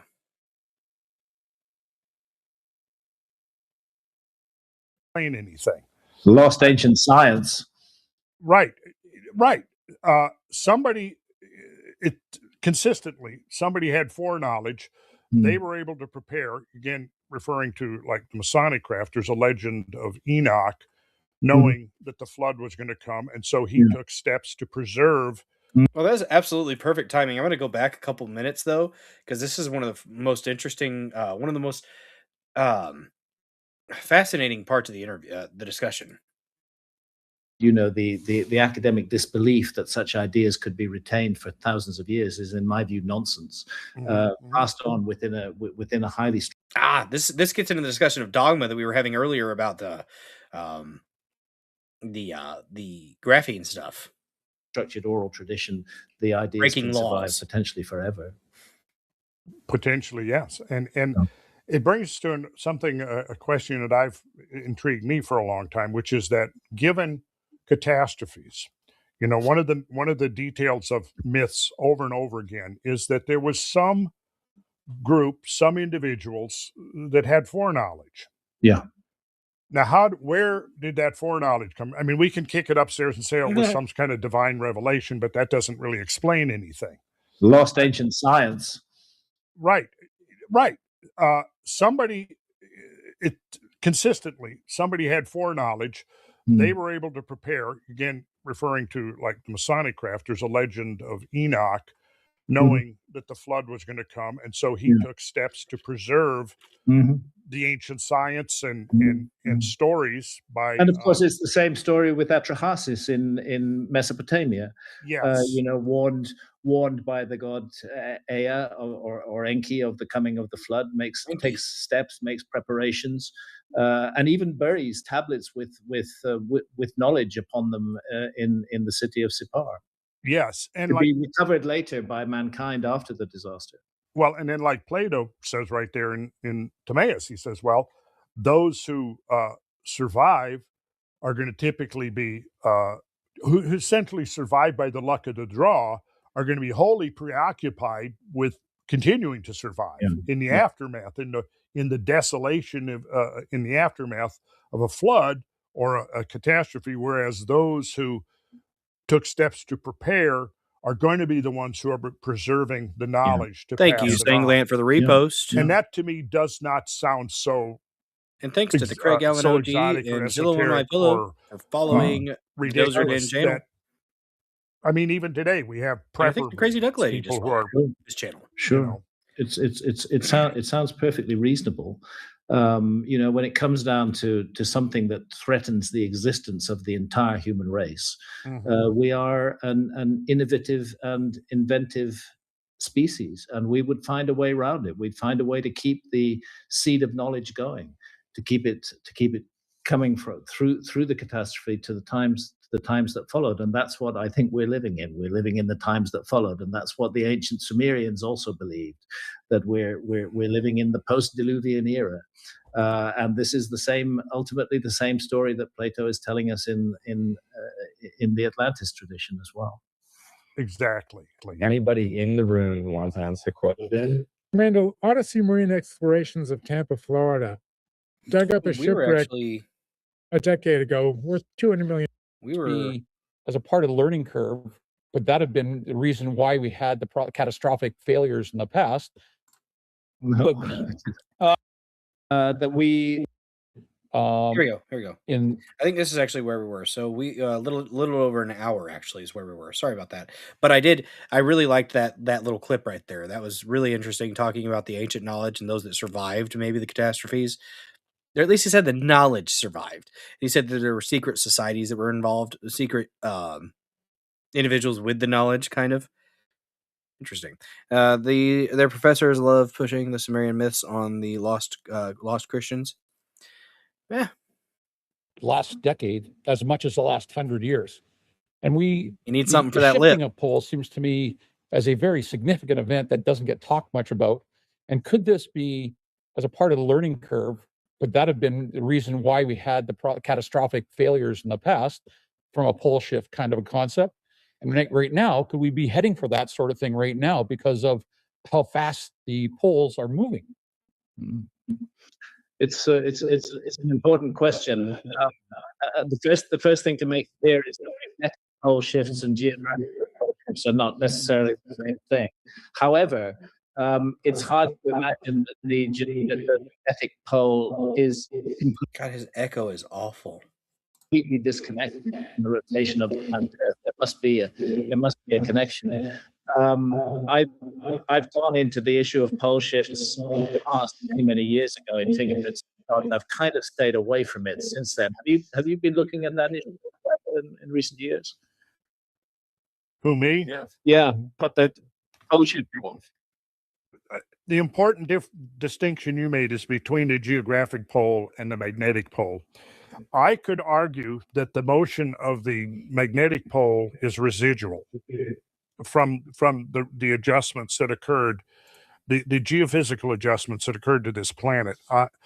To the extent that I think like you, I immersed myself into the work of Charles Hapgood early on, and brilliant work. But towards the end, I think he sort of abandoned. He fully remained a catastrophist, but he sort of abandoned his original version of accelerated crustal pole shift. Correct. I would speculate that to the extent that pole shifts, not necessarily the magnetic pole, but a geographic pole, may actually be a consequence of the changing shape of the geoid. If you think about the rebounding of the crust that we looked at, the picture of the isostatic rebounding under the ice sheet, well, it's likely that 1,500 feet was actually closer to 2,000 or half a mile in vertical movement away from the Earth's center of mass. Well, now we know that because of the rotation of the Earth, the equatorial diameter is 26 miles greater than the polar diameter. Well, what happens if you move a significant portion of a plate several thousand feet away from its point of equilibrium? I think that you could then have, as a consequence, a period of accelerated. Remember, we looked at those images and we saw that the earliest rebounds were the largest, right? And each step, it got smaller. It's still rebounding, right? Well, consider the possibility that the Earth's crust is then trying to readjust to the shape of the geoid, which would then cause, I believe, the possibility of accelerated plate tectonics. Yeah, or accelerated polar wander. Yes, and its corollary, accelerated polar wander. Yeah. Can you imagine the perfect that would be created? Sea level rise, isostatic rebound, and Earth a shifting of the pole, an actual geographical shifting of the pole. I mean, that's the ultimate apocalyptic scenario. And oddly, that is kind of what's remembered in many of the traditions. And we still don't really have an explanation for the core of the ice sheet being Hudson Bay, while large areas of the Arctic Ocean were ice-free. Yeah. And you had the Arctic coastline of Siberia densely inhabited by Pleistocene megafauna. Yeah. The world was very different. And I've certainly reopened my mind to the whole issue of pole shift. I'm not excluding that at all. I think we have to remain open to these cataclysmic possibilities to explain the evidence. We thank you all for being here, and I know everyone here much appreciates this kind of a chat. So thank you. Great. I was going to say, if you could go ahead and do a little research, see if you can find out if anybody's working on a time machine. That could solve a lot of problems here, answer a lot of questions. Go ahead with the next question. Thank you for being here in spirit. You're missed. A lot of us have been following your works and also the research going on into the possibility of a 90-degree physical pole shift of the Earth. You mentioned megafauna. There are stories about woolly mammoths with. We're gonna be so screwed if the shift happens so quickly. We would be in trouble. I mean, and apparently it's something that has happened in the past. Man, I'm torn though between looking at the actual risk and the concern that needs to be had for it, because what if the whole pole shift thing and the magnetic field thing is just another global warming? You know what I mean? I don't know. Fresh flowers, unchewed, still in their mouths. You mentioned Charles Hapgood. I know a lot of people think that his work was compromised, that at some point his manuscript may have been altered to protect certain interests. There was a book called World in Peril. Yeah, it's happening. About a military exploration of the Arctic, which included some declassified information. Given the rise in thought that we are actually in another antediluvian time, that the Earth may be due for a cyclical 12,000 year 90-degree pole shift. And all of your theories about melting and creation of glaciers seem to fit neatly within that theory. Any thoughts about the idea that we're actually rapidly approaching another pole shift, which may be linked to a galactic current sheet? And you were mentioning the effect of the sun on our entire system. There's a curious thing in the ancient world tradition, speak of a former Katamini, the destruction of civilization. And oddly, they all say that it was something to do with the behavior. That the universe became active, that the universe was disturbed, or in the Sumerian tradition, that God Enlil was disturbed by the noise that humanity was making. There's lots of metaphors and ways that this is put. When I look at the ancient traditions and I look at our civilization today, I think we tick all the boxes for the next lost civilization. And it's time to take care of our fellow human beings if we want to have any kind of future as a species. I do think we live at an absolutely crucial time in the story here. Thank you. Thank you very much. Randall, do you have something? Sorry. Yeah, I will say that, after starting with Velikovsky in the early 70s and moving on to Hapgood and actually several others, I kind of started coming to think that it was very difficult to come up with a scenario that would cause the planet to shift 90 degrees on its axis, because then we have to start breaking things down. Hapgood's model was just a crust. Velikovsky's model, I believe, was the entire planetary mass. Well, either case, it requires a tremendous amount of mechanical energy to cause that as a consequence. Yeah. And I methodically and arduously worked through some math years ago on what would it take in terms of a bolide impact to literally trigger the planet to its rotational axis to shift by any amount at all. Yeah, we got past this part the last time, the last show, because I remember saying, referencing, no, that it shifted because all the robots tilted and expelled their flame. Thanks for the red pill and the repost over there, Mr. Joe Man. And it was a massive impact, imparting a lot of energy. And at that point, I kind of began to move away from the pole shift concept, with the caveat that what I just explained in very truncated form, the aftermath of a catastrophe that involves the mass redistribution over the surface of the Earth, causing an accelerated plate tectonics somewhere along the lines of Hapgood, but not to that extent and not that fast. Yeah, that makes sense. I think we should have the questionnaire. Please go ahead. Folks, thanks for taking the time to take a few questions. Thanks to the organisers, and it's lovely to meet everybody here as well. I'm obviously Irish, fed by the Irish accent, but a lot of the research I've done, there's an interesting connection in the Irish flood myths, the Irish migration myths, and I've done a bit of work into the likes of the genetic connection of the Irish to Egypt and the Irish to Iran, and there's further interesting stuff in regards to the sinking of the Doggerland Bank and the connection to North America. Are you aware of any of these, the Irish flood myths, or any of the stories yourselves, or is anyone in the audience even? Speaking for myself, I'm not as aware as I should be. I've tended to focus my research away from the old world, away from the European landmass. But I do know that there are intriguing memories preserved in Irish traditions. How about you, Randall? Have you got any contact in this? Same here, but it's something I'm extremely interested in. And I would say to you, what's your name? My name's Kieran, or Ronnie, but I've a channel, I have a channel called Welcome to the Abyss, and I talk about all this stuff myself online. But it's just wanted to see if you heard it. All right. Yeah, I'm interested in the Irish tradition, Kieran. If you could send me some links or something that I could begin to explore, I would love that. Yeah, 100%. Yeah, that's brilliant. And my friend Linda wanted me to say, if I got the chance to talk to you, to say hello. And again, thanks very much. Thanks, folks. All the best. Gentlemen, my name is Jason Huffman. Thank you very much on behalf of myself and of humanity. These individuals have some solid beards. For the incredible role you have played in guiding me out of narrative blindness, and to inspiring independent researchers all over the world, but especially myself, to keep going. Thank you very much.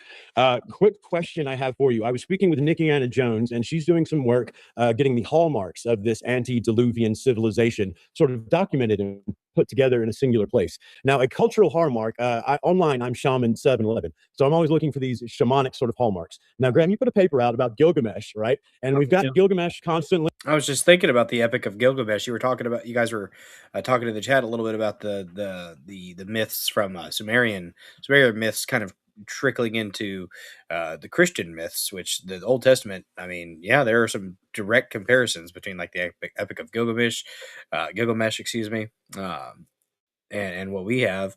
You look at some of the Greek myths and stuff like that too. Very interesting parallels. My opinion, that doesn't discount what we're talking about. If anything, that bolsters religion, in my opinion.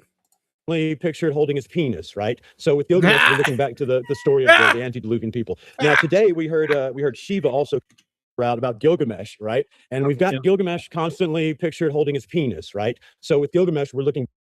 I didn't see it go in that direction. Guys. Back to the story of the antediluvian people. Now today we heard Shiva also come up, as Shiva always being mentioned. And the Indus Valley, we have that pottery shard with the shaman cross-legged with the erect penis. Now anyone who's engaged in psilocybin experience, going to other dimensions. He's really focused on the dicks. As those things do, you realize that erect penis is not sexual at all, right? It is an expression of shamanic power. So when I see Gilgamesh holding that penis, I see Gilgamesh perhaps holding on to that power and not as he was. Just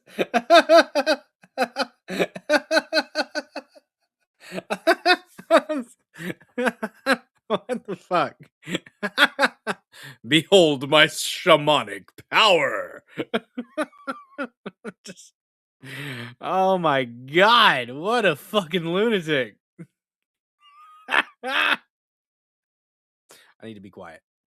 Was instructed turning to. I have no doubt Gilgamesh is a shamanic figure, and his concern with his afterlife destiny is an example of that. And the amount of information that Gilgamesh receives through dream is another indicator that we are dealing with a shamanic figure here, coupled with his mastery of animals. There's no doubt that the origins of the Gilgamesh tradition vastly precede its earliest written incarnations. It's a much older story than that, and it's a shamanic story. And in my case, when I speak of the possibility of a lost civilization, I'm speaking of a civilization that emerged out of and that the fundamental principles of that civilization were shamanistic, not materialistic like our culture today. God, I wish somebody would tell him to fix his audio, but I wonder if they could even. They probably don't even hear this. He probably sounds fine to them. Correct. Yeah, thank you, gentlemen, very much. Yeah, that's it. Appreciate it. Thank you. Hi guys, it's good to see you again. Randall, I have a question for you. So when we were no beard, maybe he won't talk about penises. In Cosmic Summit in June, you mentioned to me that you were very intrigued by Robert Schoch's theory of the solar outburst potentially being the source of melting for the ice caps. And I want to know if since then you've moved closer to that theory, or if you're still more on the side of it was an impact. Well, for the Younger Dryas, lower Younger Dryas boundary, I'm more on the side that it was an impact. But I don't rule out the possibility of there being coronal mass ejections and solar storms. And I think we have to look at the whole system holistically, because what we now know from 20 years of solar observing satellites is that the sun is much more dynamic than we previously assumed. The solar constant is a myth. And it is also likely, and I might audio even be compression. Able to pull it up here if we have time, but there are now 2 instances of catching video footage of impacts into the sun immediately followed by mass coronal, immediately followed by large CMEs. And so where I'm at now is that we look at a mechanism for introducing essentially a comet storm to the inner solar system by something outside the comet sphere, which is the Oort cloud, which could be, like Graham was talking about earlier, perhaps a binary star system, perhaps some kind of a galactic core event, perhaps nearby supernovas, some mechanism that can cause destabilization of these quasi-stable billions and billions of comets in the Oort cloud and Kuiper disk, send them sunward. Exactly. And we may have, and I think the evidence is supporting that bombardments typically come in clusters, and which would signify that the solar system, the inner solar system of the planetary realm, is probably overloaded with debris from some of these events. Now, the galactic core explosions the coronal mass ejections that we've seen associated with these 2 events of sun-grazing comets, they're called sun grazers, and the final destiny of virtually all comets that come into the solar system, if they haven't turned into dust, if they haven't been swept up by comets or satellites, they fall into the sun. And what we've seen now is that there's very strong possibility that there's an outsized response in the solar chromosphere to the influx of cometary, hypervelocity cometary masses. That is a thing. You're right. It seems like there is a geographic anomaly. There's some people, and it depends on where you're at. I think it depends on the servers and their updates and stuff like that. Sometimes it sounds perfect to me. Sometimes it sounds like crap to me. The Saturday streams, the audio compression when I'm sharing a music video, and it seems to be some people in the chat on Saturdays think it sounds fine if I share from the tab. Some people think it sounds like crap, or they know it does because that's what they're hearing. Oh. Silver pulled back a few cents per ounce. Well, damn. It was a glorious moment. In other words, it doesn't have to be one or the other. It doesn't have to be one or the other. It has to be the opposites. They can both be involved. Agreed, Wise Oak. That's right. And it makes sense that they are. I mean, looking at the evidence as it is, I would say the evidence is very strong that comet storm were what precipitated the Younger Dryas 12,860 years ago, but it very well could have been solar activity, perhaps agitated by that continuing comet storm that brought the Younger Dryas to an end 11,600 years ago. Yes, that's right.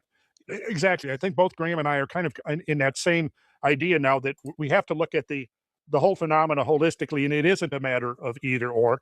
And while we're at it, I just say it's very important to say this. I have huge respect for the work of Dr. Robert Schoch, and the fact that he and I have focused on different aspects of the Younger Dryas, that he's looking at the solar aspect and I've been looking at the comet aspect, doesn't mean that I disagree with him. I think he's done incredibly important work, and kudos to Robert Schoch for seeing it through all these years against all the opposition faced from quackademia. And his ideas on this are very. We are faced by an enormous mystery, Younger Dryas, and the more good minds that are at work, the better, and the more solutions that are proposed, the better as well. And I think we'll end up with something that's both. I mean, yeah, more minds on something could end up leading to a better conclusion, but you also have to factor in or take into account that the more minds and the more sets of eyes on something, the more confusion could be present, depending on how people perceive or interpret the information that they're taking in. Just saying. Both, actually. The sun and the comets are both involved in this map. Can I play a 10-second video clip? Okay, I'm gonna. So what happened to 3i Atlas? Apparently it's out of our solar system or something. I don't know. I guess it kept on scooting by and then did a little shift out. I don't know. Share screen. If we can do this, I think this would be worth looking at. Thank you, guys. Thank you. Great question. Thank you. I want him to see this. Okay, so what we've got here is a still image. The sun is behind this circle. We have to have something blocking the sun or it would completely overwhelm the camera. Now, what you're going to watch here is you're going to see coming in from the lower right at about 4 o'clock, you're going to see a comet coming in, a small comet. You're going to see a small comet coming in. It's going to impact the sun, and then you're going to see the sun's response to that event. And this is why I'm now looking at a more holistic model of influx of cometary masses being swept up by the sun, and then the sun having a solar response. So watch down the lower right and watch this now. Okay, here we go. Okay, now watch. Here we go. Oh. Boom. Damn. Let's watch that one more time. Here comes the small comet about the size of Halley. Look at that. Now that is pretty impressive. And this is why I'm of the mind now that we have to be looking at the big picture that includes all of these elements. Yes. Randall, Graham, nice to see you guys again. Hi. Graham, I hope your book is going well. And Randall, I'm glad your trip went okay and you got back to the States okay. I just want to ask, I know I speak for myself and many people here in the audience, we'd love to get way more involved. Do you guys have any, I know you have a couple upcoming trips planned. Do you guys have any joint trips planned in the near future? We don't, but we've talked about it, that we will do another trip together at some point. In my case, I would become free to do that after the end of October 2026, which is the delivery deadline for the book that I'm currently working on. After that, I'd come again, and I'd love to do another with you, Randall, and bring some fascinating folk along, and let's have a great journey. Yeah, well, we certainly had, at least I had a lot of fun with you traveling across, even though we were cursed by the rain clouds exactly following us the entire way from Portland to Minneapolis, if you remember that. Yes, I remember the rain god. Yes, the rain god was hey, I'm going to not make it easy on those guys. So yeah, that's that's a good thought, and I think we should organize some nature around them. Awesome. Thank you, guys. Thank you. Well, thank you. Okay, well, okay. Thank you, Graham and Randall, so much. I really appreciate both of you, and thank you. You know, I know you couldn't be here in person, but everyone's so elated just to have connection with you. So we're so happy for you to be here. So glad to have been able to invite. And what is on his forehead? Is that just shininess? Best wishes, Joel. Wishing all Joel. Yes, thank you. Thank you, Graham and Randall. Well, thank you, Robert, for putting this together again. Thank you. Thank you. Okay, I'm going to say bye. Okay, thanks, Graham. Be well. Bye. Okay, if anyone has any more questions for Randall, if there's any last minute questions, we were trying to save some questions for the live stream, but it seems like we don't have a connection there. So if anyone has any more questions for Randall, Randall's still here. So I wanted to talk to you about being a recent resident of Arizona, in a high desert up north. My wife and I have found a lot of marine fossils on our property and stuff. And I stumbled across, studying it, the theory that there was an inland sea, with the Rockies and everything, and that the Grand Canyon isn't millions of years old, as they say it is, that there was a rapid evacuation of water from that inland sea that may have caused it and all the formations, and that's why there's lots of marine life fossilization in the area. I don't know if you had any thoughts or ideas on that. Well, I do, as a matter of fact. I think the inland sea you're referring to was prior to the uplift of the Colorado Plateau. That it goes back probably to Cretaceous times, if I recall. The uplift of the Colorado Plateau is probably no more than 10 to 12 million years old. Okay. Right? Now, if you go right up like near the rim of Grand Canyon, there are limestones. That means that those limestones formed in a shallow marine environment. So, but of course, the Grand Canyon is only the lowest in the staircase, the Grand Staircase. There was another mile of rock. If you're standing on the north rim of Grand Canyon, which is about 7,000 feet above sea level, at one point, there was another mile of rock over your head that had to be removed before the canyon could even be downcut. Now, in my scenario that I'm looking at, you've got two extremes, and I don't think either one of them are realistic. One is the standard geological model that the modern Colorado River downcut the Grand Canyon slowly at the same rate that it's being eroded now. On the other side of the equation, you've got like a more biblical orientation that wants to attribute it to one great flood event that then is typically then associated with the Noachian flood of the Bible.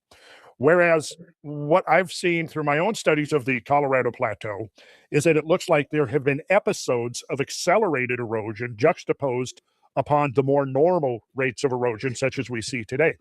If you look at Grand Canyon and you look at the topography of the Colorado Plateau, the entire drainage of the Colorado Plateau, which includes the watersheds of the San Juan River, the Green River, the Little Colorado, and ultimately the Colorado, all of the water draining off the Colorado Plateau is flowing towards this low point on the rim of the plateau, which is exactly where the Grand Canyon is located. There's evidence that transitions between glacial and interglacial ages, you have a very accelerated and compressed rate of erosional features and sedimentological, depositional and erosion.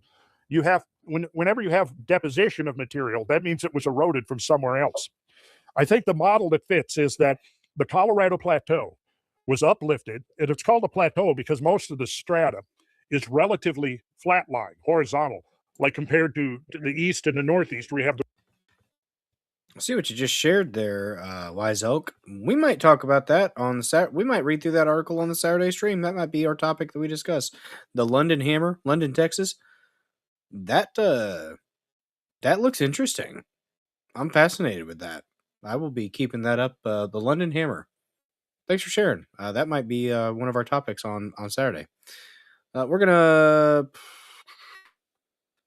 probably going to go ahead and wrap up tonight, guys. I do have work in the morning. Sorry about that. But we've gone 3.5 hours. Thanks for watching, even though it was on the channel and not the user profile. I wish I could merge them. I'm going to see if support will let me. I'm going to email them. I'm going to email them, and I'm going to ask, is there any way we can merge them? I don't like them being separate. I want them to be merged. But I do appreciate you guys. We talked about some things today. We talked about Don Lemon looking like he's maybe not be prosecuted for his violation of the FACE Act. Activist judges sucking. Big fat cock, honestly. Talked about the Greenland news. Possible deal there. We'll see, I suppose. Talked about graphene news. Very nerdy talk there for about 10 or 15 minutes. Sorry to bore you. I was interested and I wanted to look through. That's interesting though. And then we did a little bit of watching. Well, we talked about some Congress faggotry. They do that. Massey doing some good things, but and then we were watching a little bit of this Graham Hancock, Randall Carlson discussion about Atlantis, and then it kind of turned into people just asking some questions about Earth and some of the catastrophes that have taken place. So we are going to find somebody to raid here on Rumble. Who are we going to raid, guys? Who are we going to raid? And I do need to say thank you for the likes. We're up to 29 likes. If you haven't smashed the like button yet, go ahead and give it a good smashing. If you haven't followed the channel, shared the stream, all those good things, go ahead and do so. There you go, Neuro, Mod King in the chat. We will raid somebody. Does Cecil raid out? I don't think he does. Let's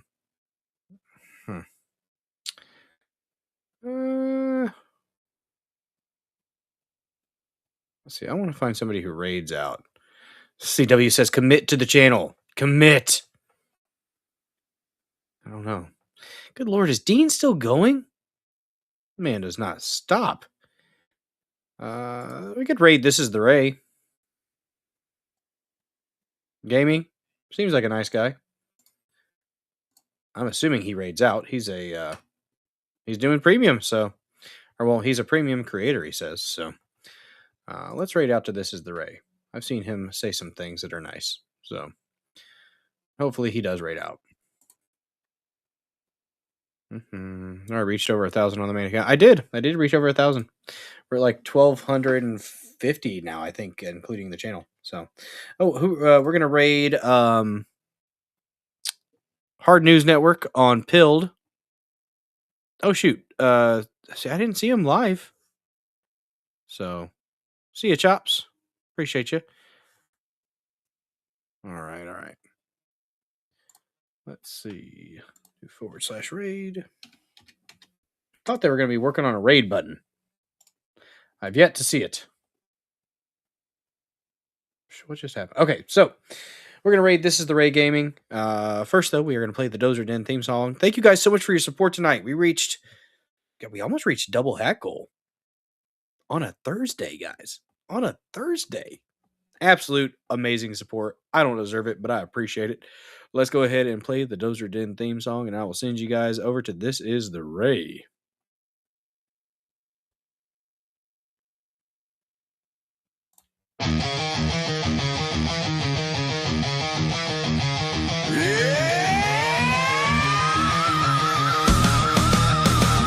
Land of power, land of might, exceptional rage, endless fight, patriot bulldozer, leading the way.